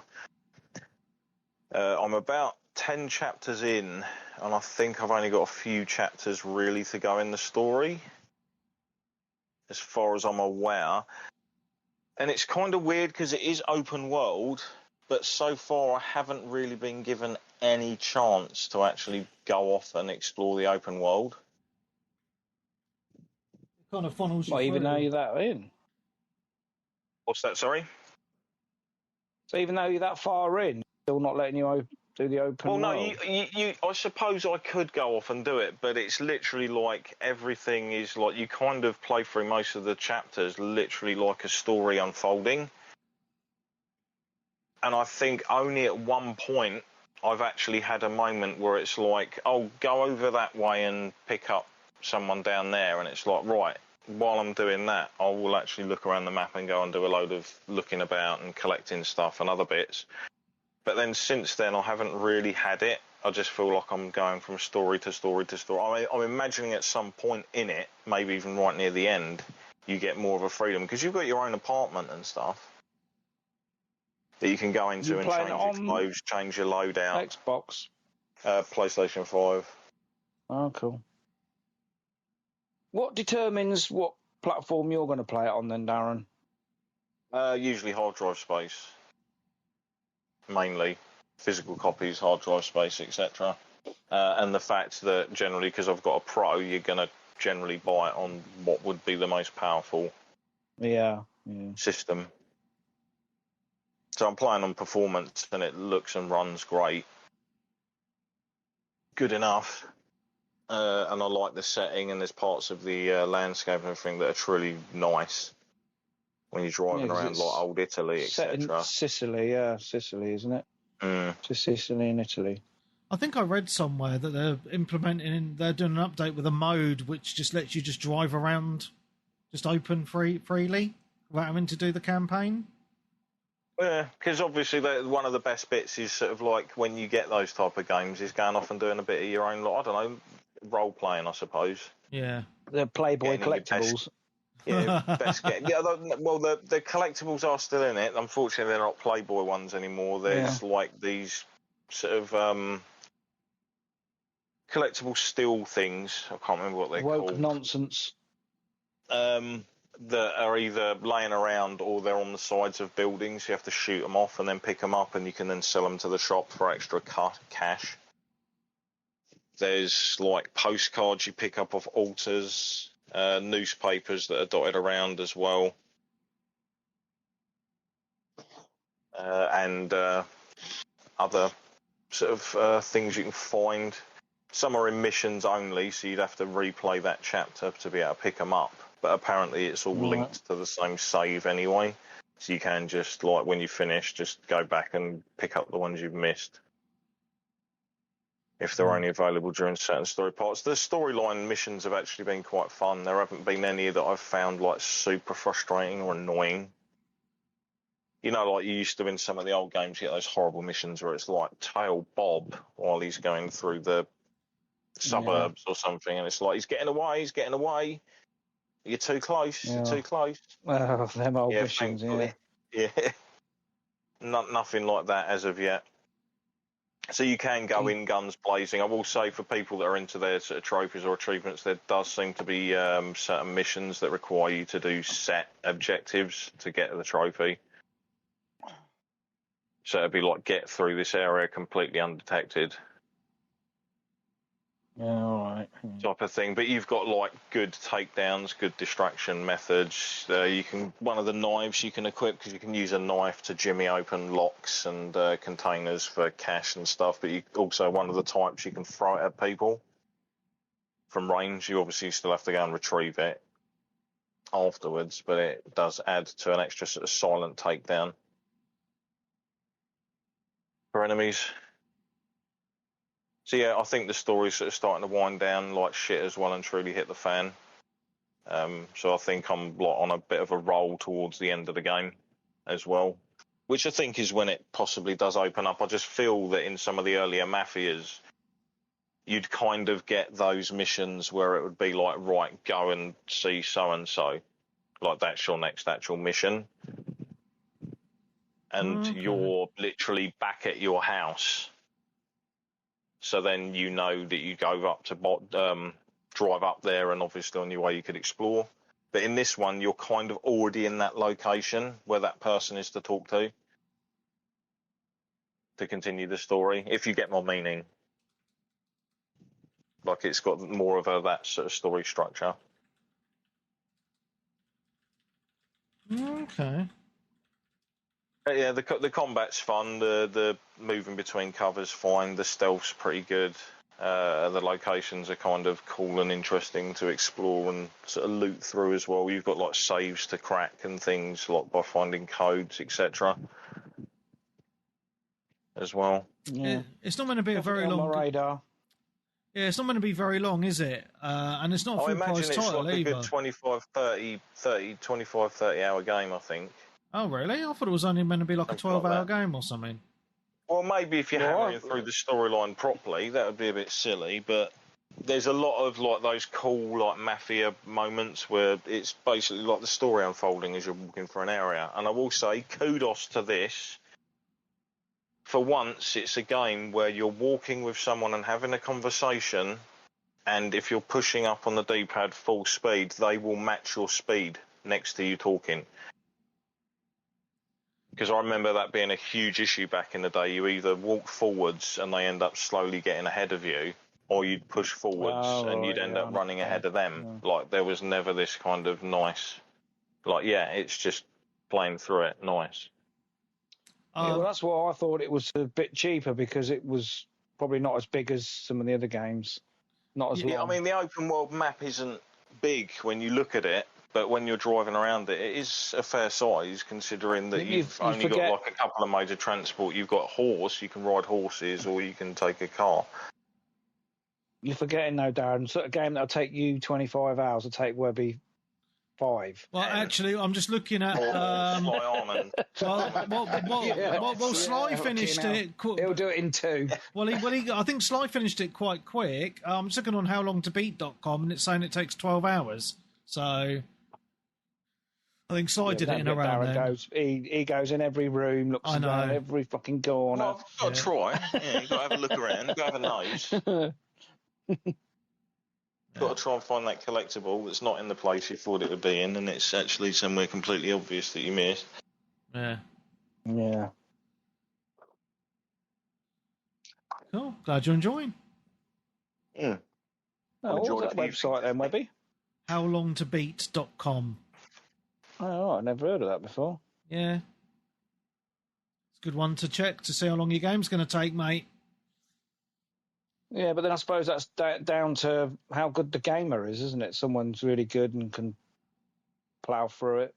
Well, it all depends on the game and knowing what you're doing and where you're going. Like we've said, like Silent Hill 2, you could beat that in like a couple of hours if you know exactly where you're going and what you're doing.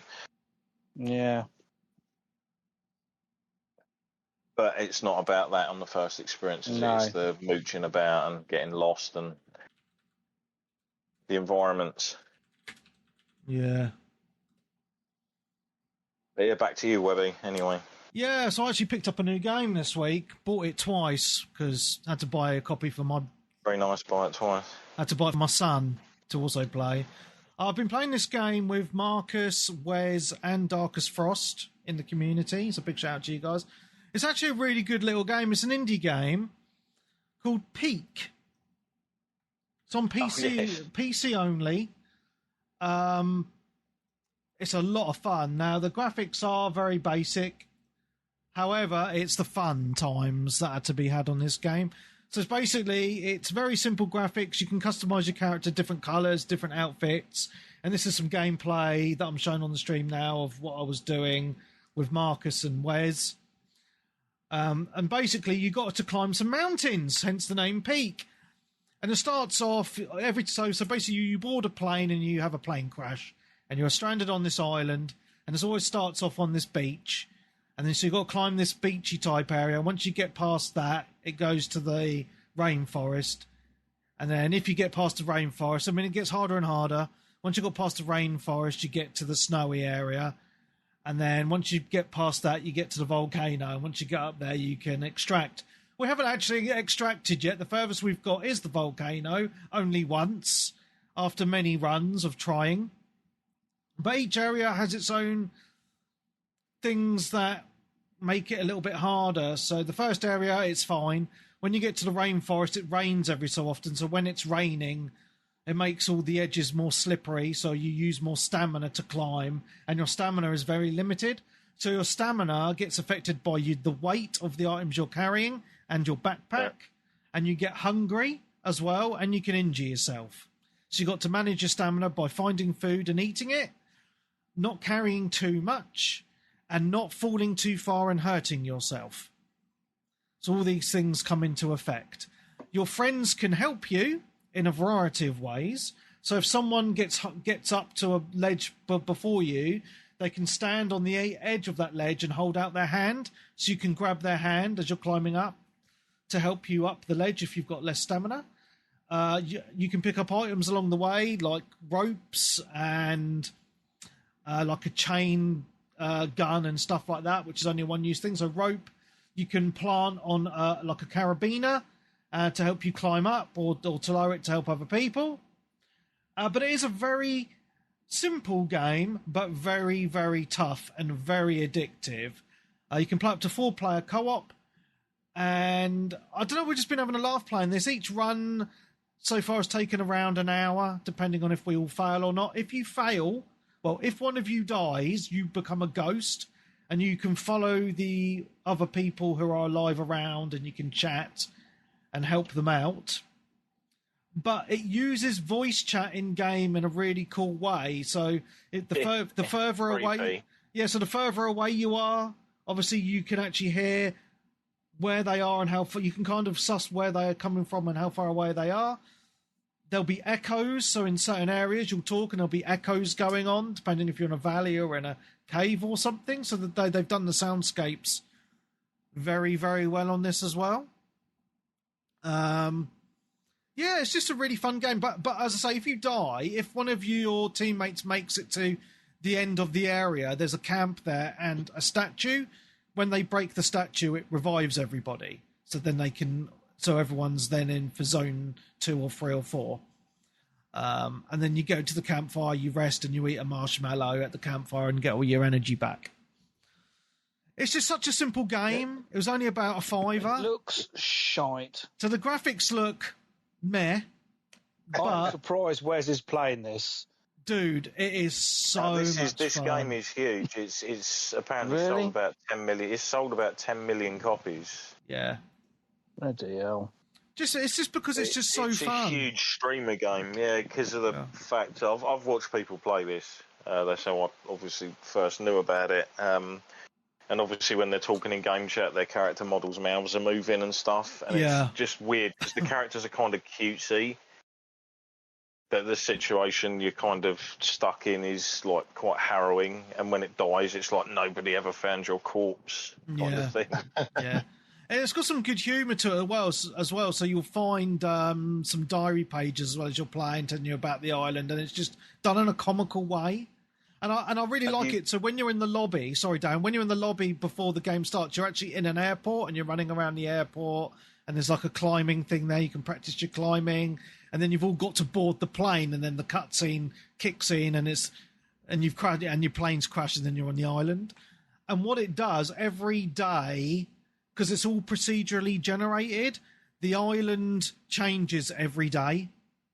Every 24 hours, it all changes. So everyone doesn't know the layout of the actual area. I'm sure it's like Fortnite. A lot of the assets get reused in certain areas. Where you're like, oh, that area's in this area now.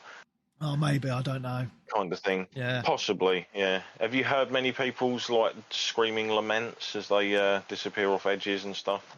Well, obviously, I've only played with people I know, Wes, Frosty and Marcus, and yes, we've all been screaming and going, oh no, and helping each other out, and it's just been funny, because you can slip off the edges quite easily as well, so you've got to be very careful. And just figuring out how to climb up some of the later areas is very difficult indeed. But once you figure it out, you're like, oh, wow, that is, you got that sense of satisfaction. It's just like someone getting up to someone, it's like, where do you go? And then someone looks over the edge and it's like, if we run and jump, there's a vine just there. Yeah, that's we can grab hold of that vine.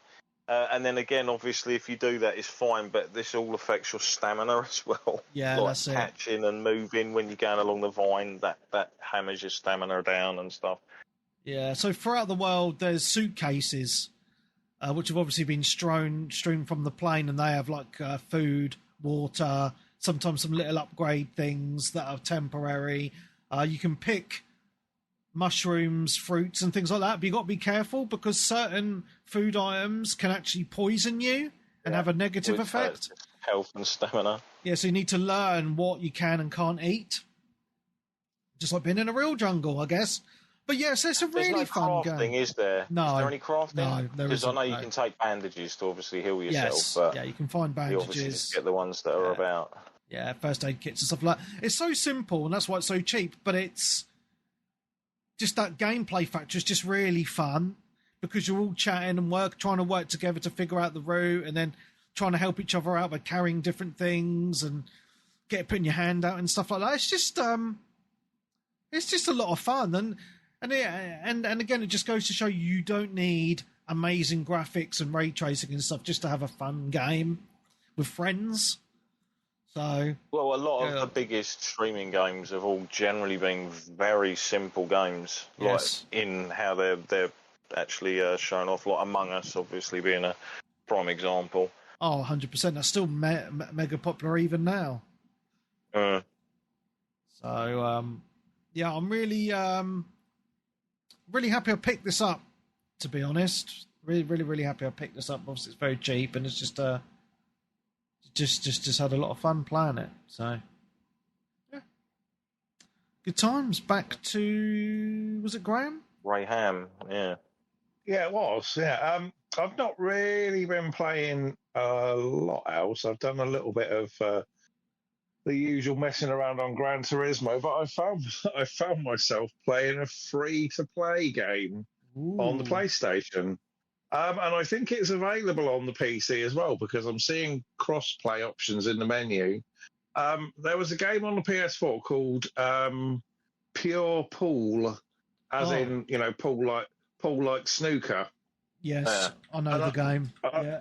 And I was very curious. I always loved that game. They never did a PS5 version. Anyway, it turns out there is a PS5 version, and it's online freemium. Yes. So now I'm kind of stuck with this game because I like the physics, I like the graphics, the pricing, the sort of model of the business underneath the game. I sort of have a little bit of a problem with because you can buy boosters for your sort of your queue and your ability. You can basically buy special abilities, and it feels very much pay to win. Yeah. But I've been playing this over the weekend, and I've won so many matches. It's put me up to the professional league. Oh wow! And I actually did my first 30 games without realising I was pressing the wrong button to activate the power move. So I actually beat all of these people without using the special moves at all. Oh, and I kind of went through and I've basically upgraded because what does annoy me is the base queue that you get doesn't have any spin ability at all. Yeah, that's right. Yeah. And I've upgraded, so my queue now has the ability to do a little bit of backspin, topspin, and either side. And I find that's enough to get me out of most sort of difficult situations. And I just sort of started playing this on, I don't know, Thursday night or Wednesday night, and I thought, well, you know what, I'll just have a drink, I'll put some matches on, and I was winning most of the time. Wow. And I'm actually kind of really conflicted because I don't know whether it kind of balances you against who it matchmakes you with so that you're not going to be against people who have spent all that money. But I mean, make no mistakes, I've looked at the store page for this game and there are unlocks that you can buy that are £100. Bloody hell. Jesus. That's ridiculous. It has these three kind of currencies. It kind of gives you cards. It does the whole thing where it gives you crystals to unlock chests. If you want to have additional unlock slots, you have to buy them with crystals. If you don't have enough crystals, it will take you to the store and try and basically, put you onto the payment page. And I thought, I'm going to have a go with this, and I'm just going to see how far I can get. And I'm just looking, my league position, I'm in the professional league, and I'm currently ranked 8th. Wow. Nice. What in the world?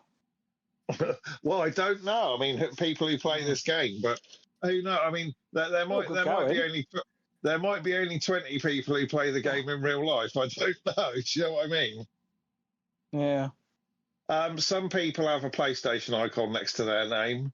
A lot of them don't. So I can only guess that a lot of these people are potentially PC players, maybe. Well, it's a phone game as well, mate. So.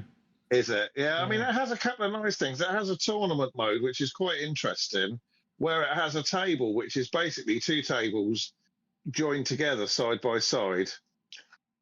And it works a bit like that sort of head-to-head Tetris or, one of your sort of duel games. Every time you knock a ball in, it sends rubbish onto your opponent's table. And the idea is, if you can, to clear the table before they do it. Every pot gives you a point. If you can get like a combo shot where you knock yours in and something else, it sends 2 loads of crap over to their side, and it might reverse their controls. It might block some of the pockets. It might make the balls turn into metal, which means they're really, really hard to hit. and it's got a lot of really good ideas. I just wish there was a version of this game that I could just buy. Do you know what I mean? Yeah. But I'm using it as my this is my I'm not thinking game. Do you know what I mean? Yeah. But no, I mean it's free. It is what it is. But this week, that's sort of really about all I've been playing, to be honest. Oh, fair dues. But no, it's worth a look if you fancy it. I mean, it might not be for everyone, and the sort of freemium model does grind my gears a little bit. But Yeah, I know. this is where we are, isn't it? Really? Yeah, it's a shame where gaming has gone to, but it is what it is, mate. Yeah, so that's about all I can say about it, really. Cool. Peebs, anything else from you, mate? Well, just a little one. And I was just taking the piss out of you for playing that shit, but Yeah, go on. I downloaded one called Stumble Guys, which I didn't know nothing about, and it's basically a rip-off of Fall. Yeah, Fall Guys, yeah. Because I see it on there, and I was like, well, it looks like Fall Guys. I didn't realise they'd brought another one out, and I thought, I enjoyed that, so I downloaded it, and it's pretty much exactly the same, and I can't believe they've got away with this copy. And look, the graphics look very cutesy-wootsy, Peebs, and think you'd be playing something like this? I know. Has it got good Chivos? Has it got good Chivos? Yeah, it has. The trophies are popping. But yeah, it's basically exactly the same. Yeah. Even the characters look the same. The layout, just the way it's done with the pass and stuff. Oh, but it's my free God, and the yeah. trophies are popping. So, but yeah, I can't believe there was no copyright infringement with this game. It basically just ripped it off in every way. Call it something else. Like the fact that it's Stumble Guys, it's just literally a play on the exact same game. Like name. Yeah. Oh my God, even the levels look the same, like the pink twisty things and all that, yeah. Although I would say I found it a little bit easier than Fall Guys. I have won quite a few on here, whereas Fall Guys I found quite hard. But yeah, there's like multiplayer. Obviously, it's multiplayer, and you can with this you can party up. So you can party up with your friends and do Nothing beats games Fall and Guys stuff. for me, mate. Can't beat that. Yeah, it's got me intrigued into getting back on Fall Guys. I think this does it does feel and look a bit more of a cheapier version. Timu. Fall Guys does. A Timu version. Yeah, yeah, it is. I mean, it still plays well and it's still fine games, no problem. But yeah, it just doesn't feel and look as crisp as Fall Guys. Yeah. But it's still good fun. Cool. And the price is right. Oh.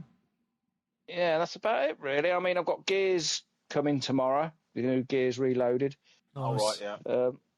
I've got that coming physical. Yeah, I've been buying a few more physicals lately because I don't know. I just think I can Atomfall. I purchased that, and I just thought, I can. That's a game I'm going to play and complete, and then I can flog it on at CEX and get a bit more money for it. So I'm buying all these games on digital, and once I finish with them, that's it. Yeah.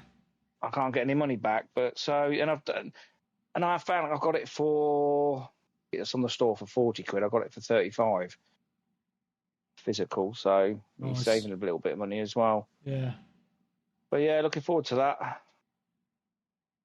That'll be my game. Well, that and Death Stranding. And then FIFA or EA Sports, whatever it's called, that comes out soon. EAFC, isn't it? Is that what it's called? Yeah, I'm debating whether to get it or not. I don't know. I say every year I'm not getting it, but I end up getting it. I haven't really played my other one for a good few months. Oh, wow. Okay. Yeah, it's a type of game. When it first comes out, I'll blitz it for weeks and weeks and weeks and then fall off it and not play it again. Okay. No, we'll see. Yeah. But there's a few games coming out. And there's that one we've just talked about, that space horror one that comes out as well. Yeah. We've got Metal Gear out as well. Is that about a week or so? Yeah. And then Battlefield, isn't it? Yeah. And Lost Soul Aside is out in a few days as well. Oh, jeez. So many games, so little time. Cool. Yeah, that's about it, really. No worries. Darren, anything else from you? Yes. a few things, but we can loop round again or whatever. So yeah, I'm going to talk about another game that's literally out in about a week or two Okay. that I've played the demo of. Hell is Us. Oh. What did you think of yes. this? Because I played the demo originally on PC. That's why I've not played this demo. I think it might be the same one. I absolutely thoroughly enjoyed what I Yes. played. Really enjoyed. I got right into it, and then the demo ended, and I was like, because it kind of gives you that sense of exploration and stuff in this weird sort of alternate world that you're kind of in. So you're a bloke who's basically got a criminal blonde perm haircut that basically ventures undercover into a war zone. But obviously there's a hell of other things going on. And you're basically just given the information of you're looking to find your parents. Yeah. And that's it. You've got no map markers, nothing. It's all just down to you working out where you're going, speaking to certain individuals, getting information of them that might lead you other places, could lead you slightly off the beaten path. Also, it's open, but it's not full-on open. Each of the areas kind of does have boundaries, but there's obviously plenty of secrets and other stuff in them as well. So the combat is, again, is it Soulsy? I don't know. I suppose it feels more Soulsy because it's more stiffer and you've got the block and the parry and stuff. But Yeah, with the combat, you don't get your you can also weapons till later in the demo. No, that's right, yes, because when you start off, I'm kind of like, when am I going to start having combat with things? Because obviously I haven't come to anything yet. And there was bits when I was exploring early on when you'd come across, like, ancient dialect. Yes. Like, carved, and you can't read it. It's unintelligible. Later on in the game, when you do get your weapons, you also get a drone, which will translate like the strange languages that you'll find around the world, which will lead you towards clues and other things. But again, you don't get markers on a map or anything like that. It's all like you trying to figure it out in your head and remembering something and being like, oh, now I've got this, I'm going to run back to that area, see if it can access that. And then this puzzle that I was talking about here, that's going to link to that, and you kind of solve it. But you've got this background of this weird war that's going on, peacekeepers and sort of other people that are going missing. You've got these strange hollowed out entities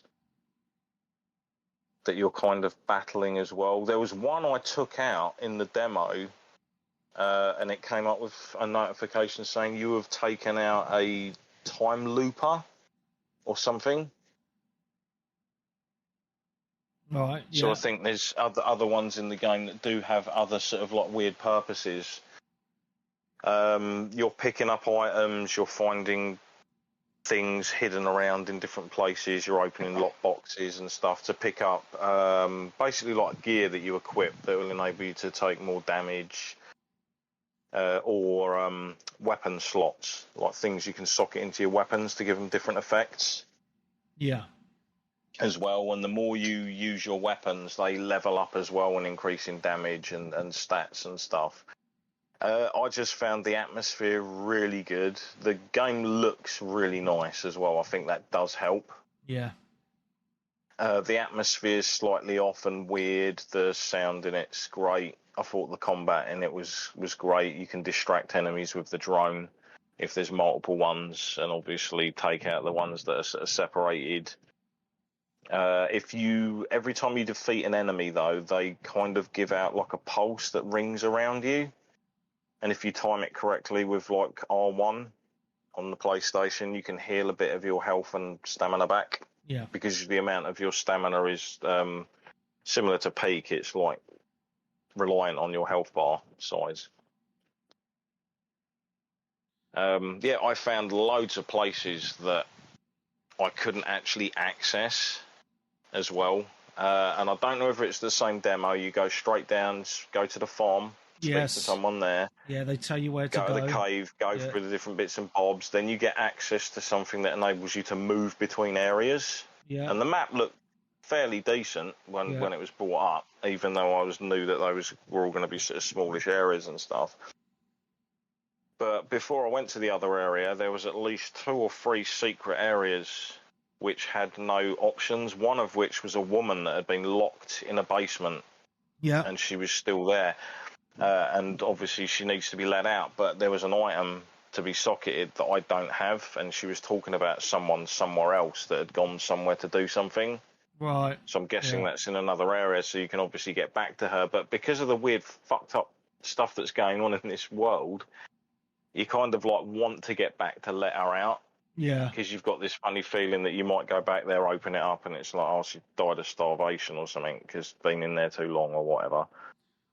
Yeah, the story seems pretty weird, Darren, because obviously you start off with nothing, and then the way you get your weapons is kind of... I don't want to spoil it for people. It's just weird. That's all I want to say. Like, and you're being interviewed as well, aren't you, about this story by some bloke that doesn't look human. Like, he's got human characteristics, but he's like a bloated, weird. He looks more like something from Resident Evil. Like Jabba the Hutt. Sort of, yeah. He looks sort of like a Resident Evil shop seller or something. Yeah. But the demo ended after I got to the new location. Yes. Because there was all this cutscene and everything, and I was like, oh, it's going to cut off here, isn't it, the bastard? And then it doesn't. It lets you go further on, and you get down the hill. Yes. And you get to the guy with his family in the pit. Yeah. And it's like, holy shit. And then you start going around and it's all swamp. And then I was just like, what is that in the distance? And then it black screened and was like, thank you for playing. And I was like, yeah, I will be fucking buying this. What I like about it, I think I mentioned this before, and this is something that Nick doesn't like because he's played it and he gave up on it. But he tells you, the old man says, like, I stuck wind chimes up in the trees, so if you forget where you are, just follow the chimes. Yeah. And it's... Someone else in the Discord moaned as well, didn't they? They didn't know where they were going, type thing. Yeah, but it says at the beginning of the game, there's like there's a little blurb saying this game will not hold your hand. There's no map markers or anything like that. You need to listen to the conversations and read. And that's what I liked about it, because you keep stuff in your journal as well. Like, you've got different sections in your, like, it's almost like a computer tablet, isn't it? Yeah. And each character you meet, you can highlight it, and it tells you like what happened with them, how it relates to the different storylines that are currently going on in the corner. Yeah. And the different mysteries and stuff that you might unlock. But I was like proper into this. I want to find more of it. I've heard that there's a ton of secrets and stuff about. I think what I found, what I liked about it was, because there's no markers and you got to figure out where to go, etc. yourself, and naturally listen to the conversations. You know, if you skip through the chat, you're gonna fuck yourself over. I just found that way of the game being portrayed just more immersive. I found myself really sucked into the game. There's not really a HUD to speak of, really. Not much of one. And you just found yourself actually looking at the scenery more, trying to figure out where to go, etc. And I found it just great. Like, very, as I say, very immersive. Great graphics. And when the demo ended, I just wanted to play more. So... yeah, you was just starting to be like, oh, I haven't even got to the crafting yet. I've been picking up all these items, and I know you can like craft and strengthen your gear and stuff. Yeah. And you're obviously going to be finding better gear around that increase your stats more and stuff. And like, there was a couple of the things that I solved and went back and found extra items and stuff, and I was like, sweet. And there's like weird collectibles that I'm sure at certain points are going to become useful. Yeah. Like, I've picked up like a jar of goo and like a ammo crate full of like nuts or something. Oh, I've just found Sorry, I just found the demo. The images I took from the demo are when I played it in June. And yeah, this is what I said. So it says that has a warning when you load up the game. This is what I was talking about. It says, our game has no map, no markers indicating where people or things are, where to go next, or who to talk to. We will never tell you precisely what must be done or how to do it. To thrive in Hell Is Us, you will need to pay attention to your environment, listen, and be vigilant. I fucking love that. Because I was like using that when I was in one of the areas, because it was just like there's something there, and I was like literally going back through some of the other rooms with the torch. Yeah. Drone, you know what I mean? Like looking in all the different corners. Like, am I missing a symbol here? Because I don't want to interact with that one if there it isn't got a symbol that I've already passed or something that I might not notice. Yeah. It's a kind of game that gives you that. You've even got optional things like, did you return to the guy you met earlier on and give him something back? Yeah. I think that's a thing, and that gives you like a good deed stuff, which I imagine might lead to other things later on in the game. But again, that's optional. You don't have to do that. Yeah. Oh shit! I've just seen the release date, 4th of September. Yes. Fuck. Yeah. Fuck. It's literally like I said. It's That's next week. Oh, for fuck's sake!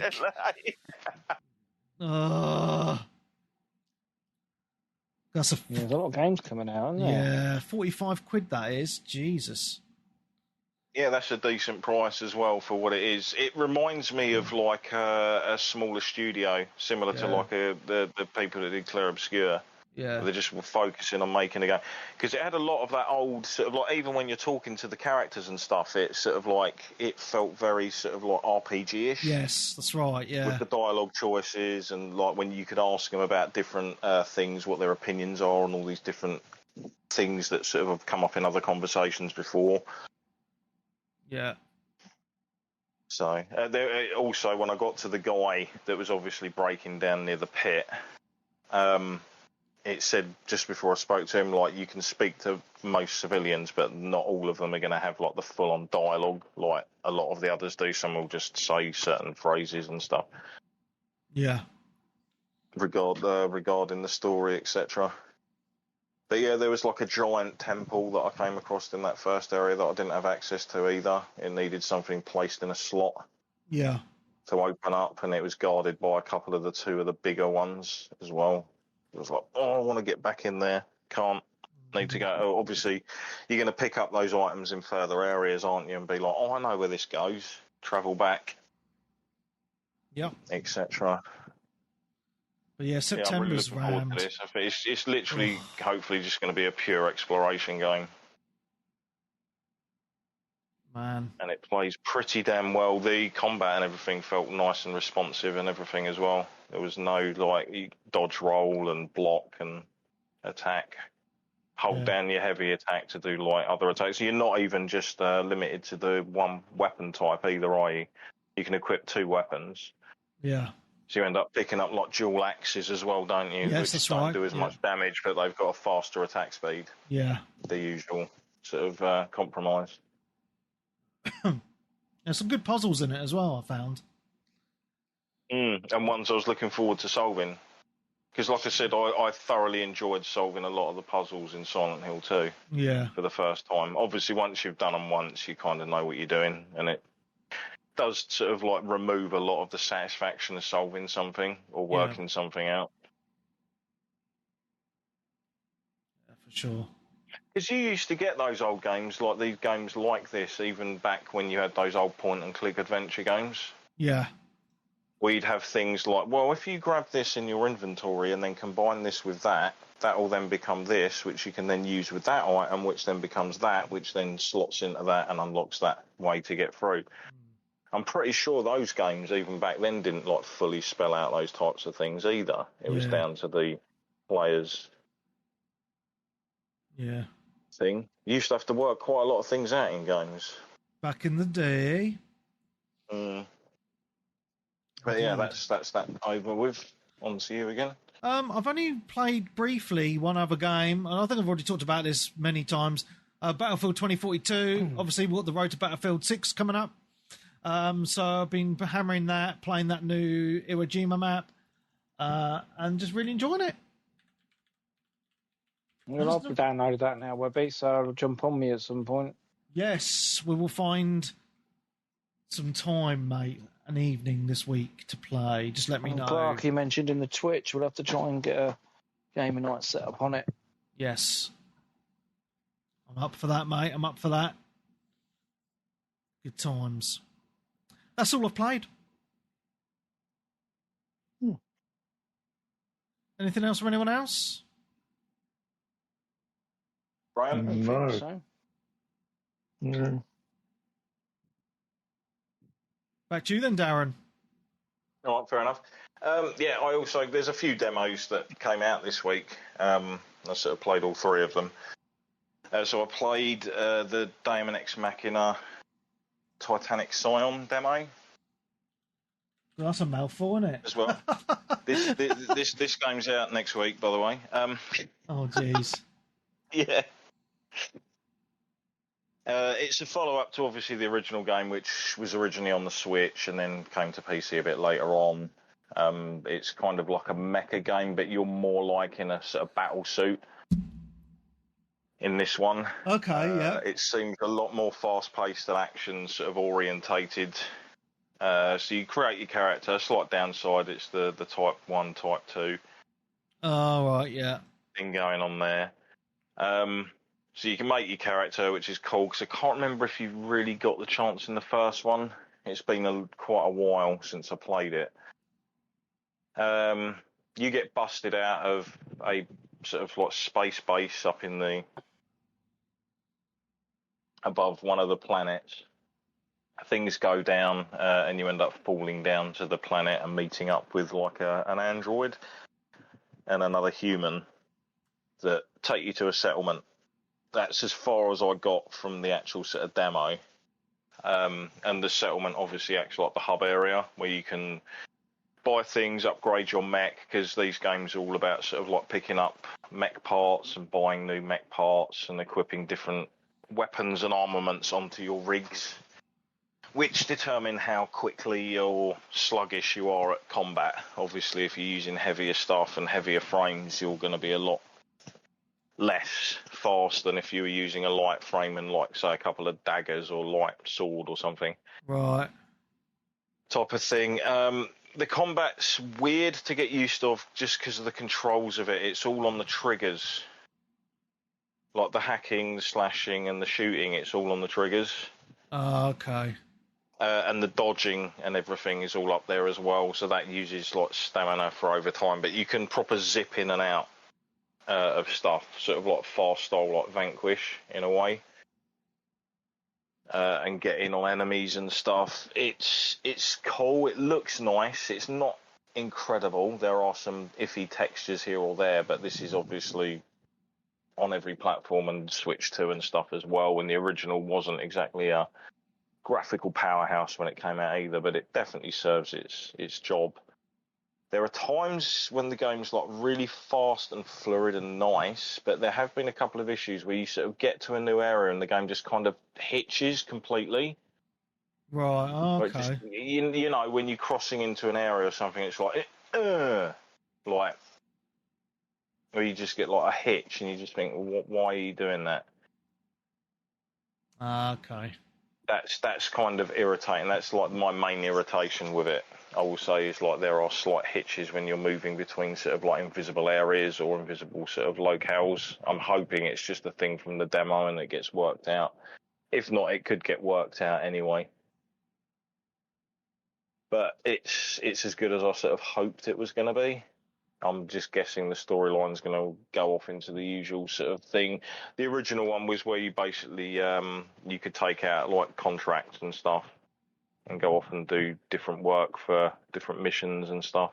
Right, okay. But there's I'll say the movement and everything's pretty cool. Like running around in these mechs feels nice. They feel nice and weighty. You've got like hovering, jumping, and there was like some pretty interesting bits that were going on before. Obviously, you end up down in the sort of like start area. So I'm kind of looking forward to playing a bit more of that. The other one I played was the demo for Toa and the Guardians of the Sacred Tree, I think is the title. Okay. I've heard of this one. So this is like, there's a lot of it I like, but there's just one aspect of it that I don't like, or well, a couple. One that I'm not super hot on, and the other one just annoyed me. So it's the story of like this Guardian woman who used like her power to awaken like 8 local villagers and turn them into like heroes.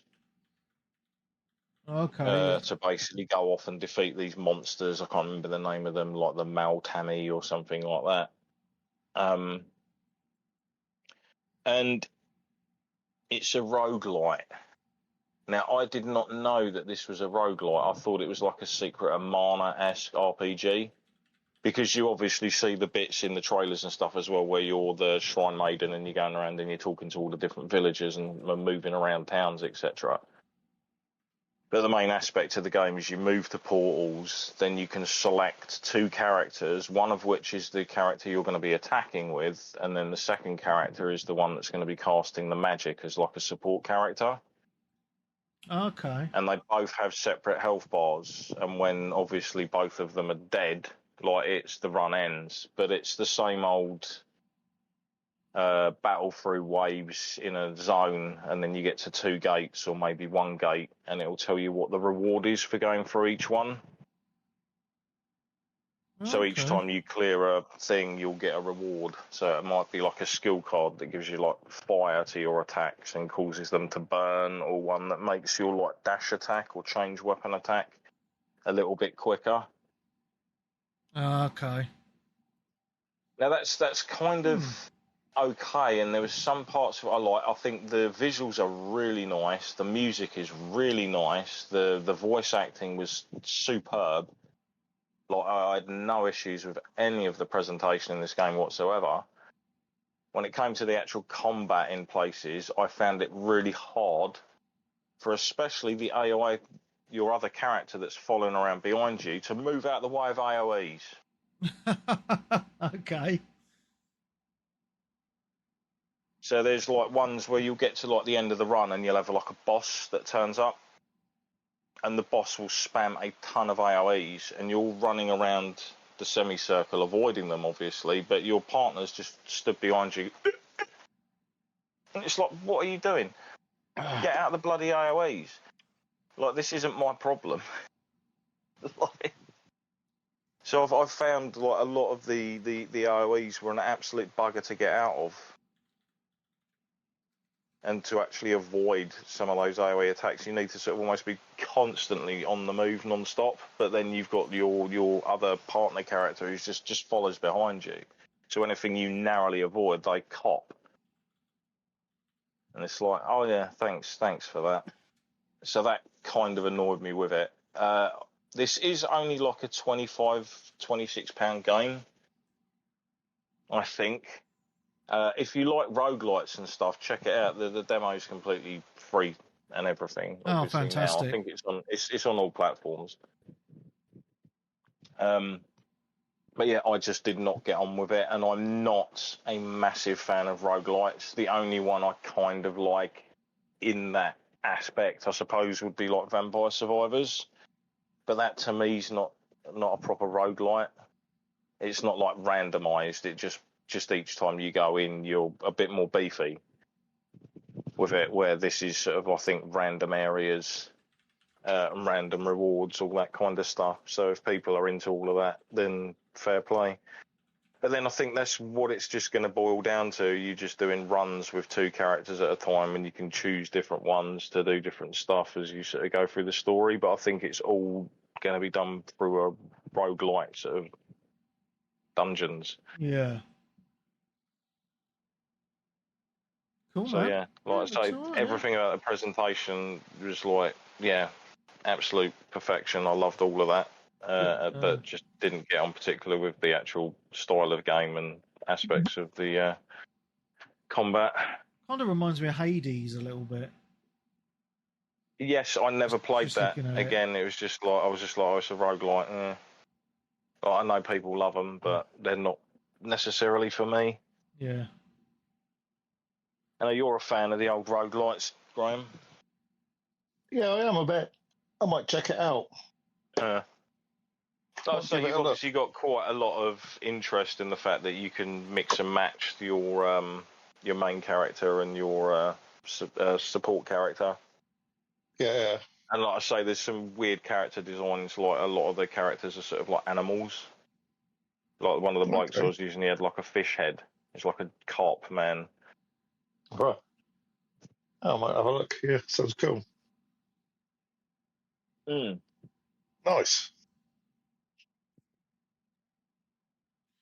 So that's that. Yeah, I'm basically done.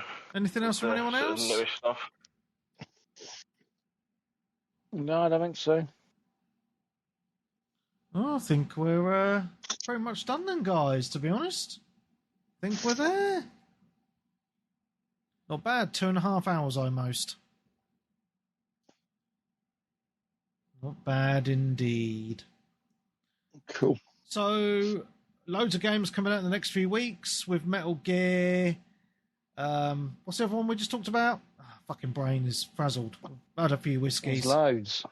Yeah.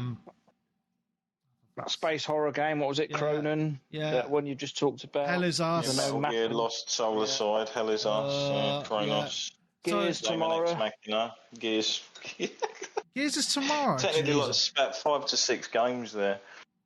So we're going to be playing quite a few new games by the looks of it. Oh yeah, Gears is to fucking hell, man. And I noticed that Silk song that everyone's banging on about is coming to Game Pass on day one as well. That When new is Hollow that Knight out? on Is the it out late this year or early next year? 4th of September. Oh, wow. Well, next week. Yeah. So That'll be huge then. There's going to be quite a few games overlooked, I think, that week because of the fact of Silk Song. I think there's a lot of people that really loved the first game, so that's going to draw a lot of people. yeah, I think so too. Cool. Awesome. Awesome indeed. Well, thank you very much, everyone. It's been great having you all here. Had a great time. Looking forward to lots of new games and some positivity coming in the next few weeks. Not looking forward to the bank balance emptying, but there we go. That's right. I'm sure you'll be using your CD keys. Well, yes. Yes. Even though Metal Gear is one that I definitely want to get. And I don't think it's super cheap. 46 quid even on CD keys. It'd be interesting to see if there's a day one for that because I haven't heard good things from the PC version. Well, what I'm not... Sorry, not the PC version, the PlayStation version. Sorry. Yeah, well, what I'm not liking about it is they're doing a deluxe edition which lets you play it 2 days early. That just seems to be the money grabbing parcel these days. That's 52. I think they're doing the same with. They're doing like a 72 hours access on Hell is Us. Wow. Well, I think CD keys is a lot cheaper because that digital deluxe edition is 80 quid. And it's 52 quid on CD keys, so it is a big discount. But no, apparently Metal Gear doesn't run very well on console at all, does it? As you were saying, drops down to 720p. I've heard that, yeah, it runs better on the base than it does on the Pro. That's insane. That's just isn't it? horrendous, optimization from the developers. It's Unreal 5, isn't it?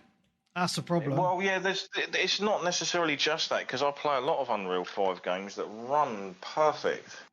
Yeah. Like it is a hard thing to suss out, but it's just like, come on. I'm pretty sure Hell is Us might even be Unreal 5, and well, that ran really well. That ran demo. like a dream and stuff, yeah. And there's obviously a lot of the Chinese games are all sort of mainly using that now as well, because it's obviously a good one that gives decent visuals. Yeah. For sure. So yeah, hopefully they get that sorted out, because like if I was Sony, I wouldn't let that stand. We'd be like, hold on a minute, you can't sell this on the fact that we put it down as Pro Enhanced when the actual Pro Enhancement for the game is worse. Yeah. For sure. Shocking. That is bad. That's just poor optimization. Oh, I'm sure it'll be sorted out with a patch and stuff. But it's literally like when it turns up, there's quite a few other games and stuff around where I'm not necessarily like super excited to jump in on it day one. To be honest, it might just be worth waiting. Yeah, maybe. I don't know. I mean, there's plenty of games to play anyway, isn't there? But this is one. Well, for me, Metal Gear's been one I've been really looking forward to this year. So we'll see. But I can wait. I mean, I've become more patient these days. So we'll see. Hell is Us is around the corner. We've got Gears, as you say, tomorrow. I'm hoping that's cross-play because obviously I'm going to be playing on Game Pass and I want to do the campaign co-op. Again, for like the third time. Yeah, I know. I've already played the remaster. I played the original, the remaster, and now I'm playing the remaster of the remaster. Oh, dear. Crazy. Awesome, guys. Right, we're going to end it here. It's been awesome, so thank you very much. So from all of us here, it's been awesome. We will see you next week. Goodbye.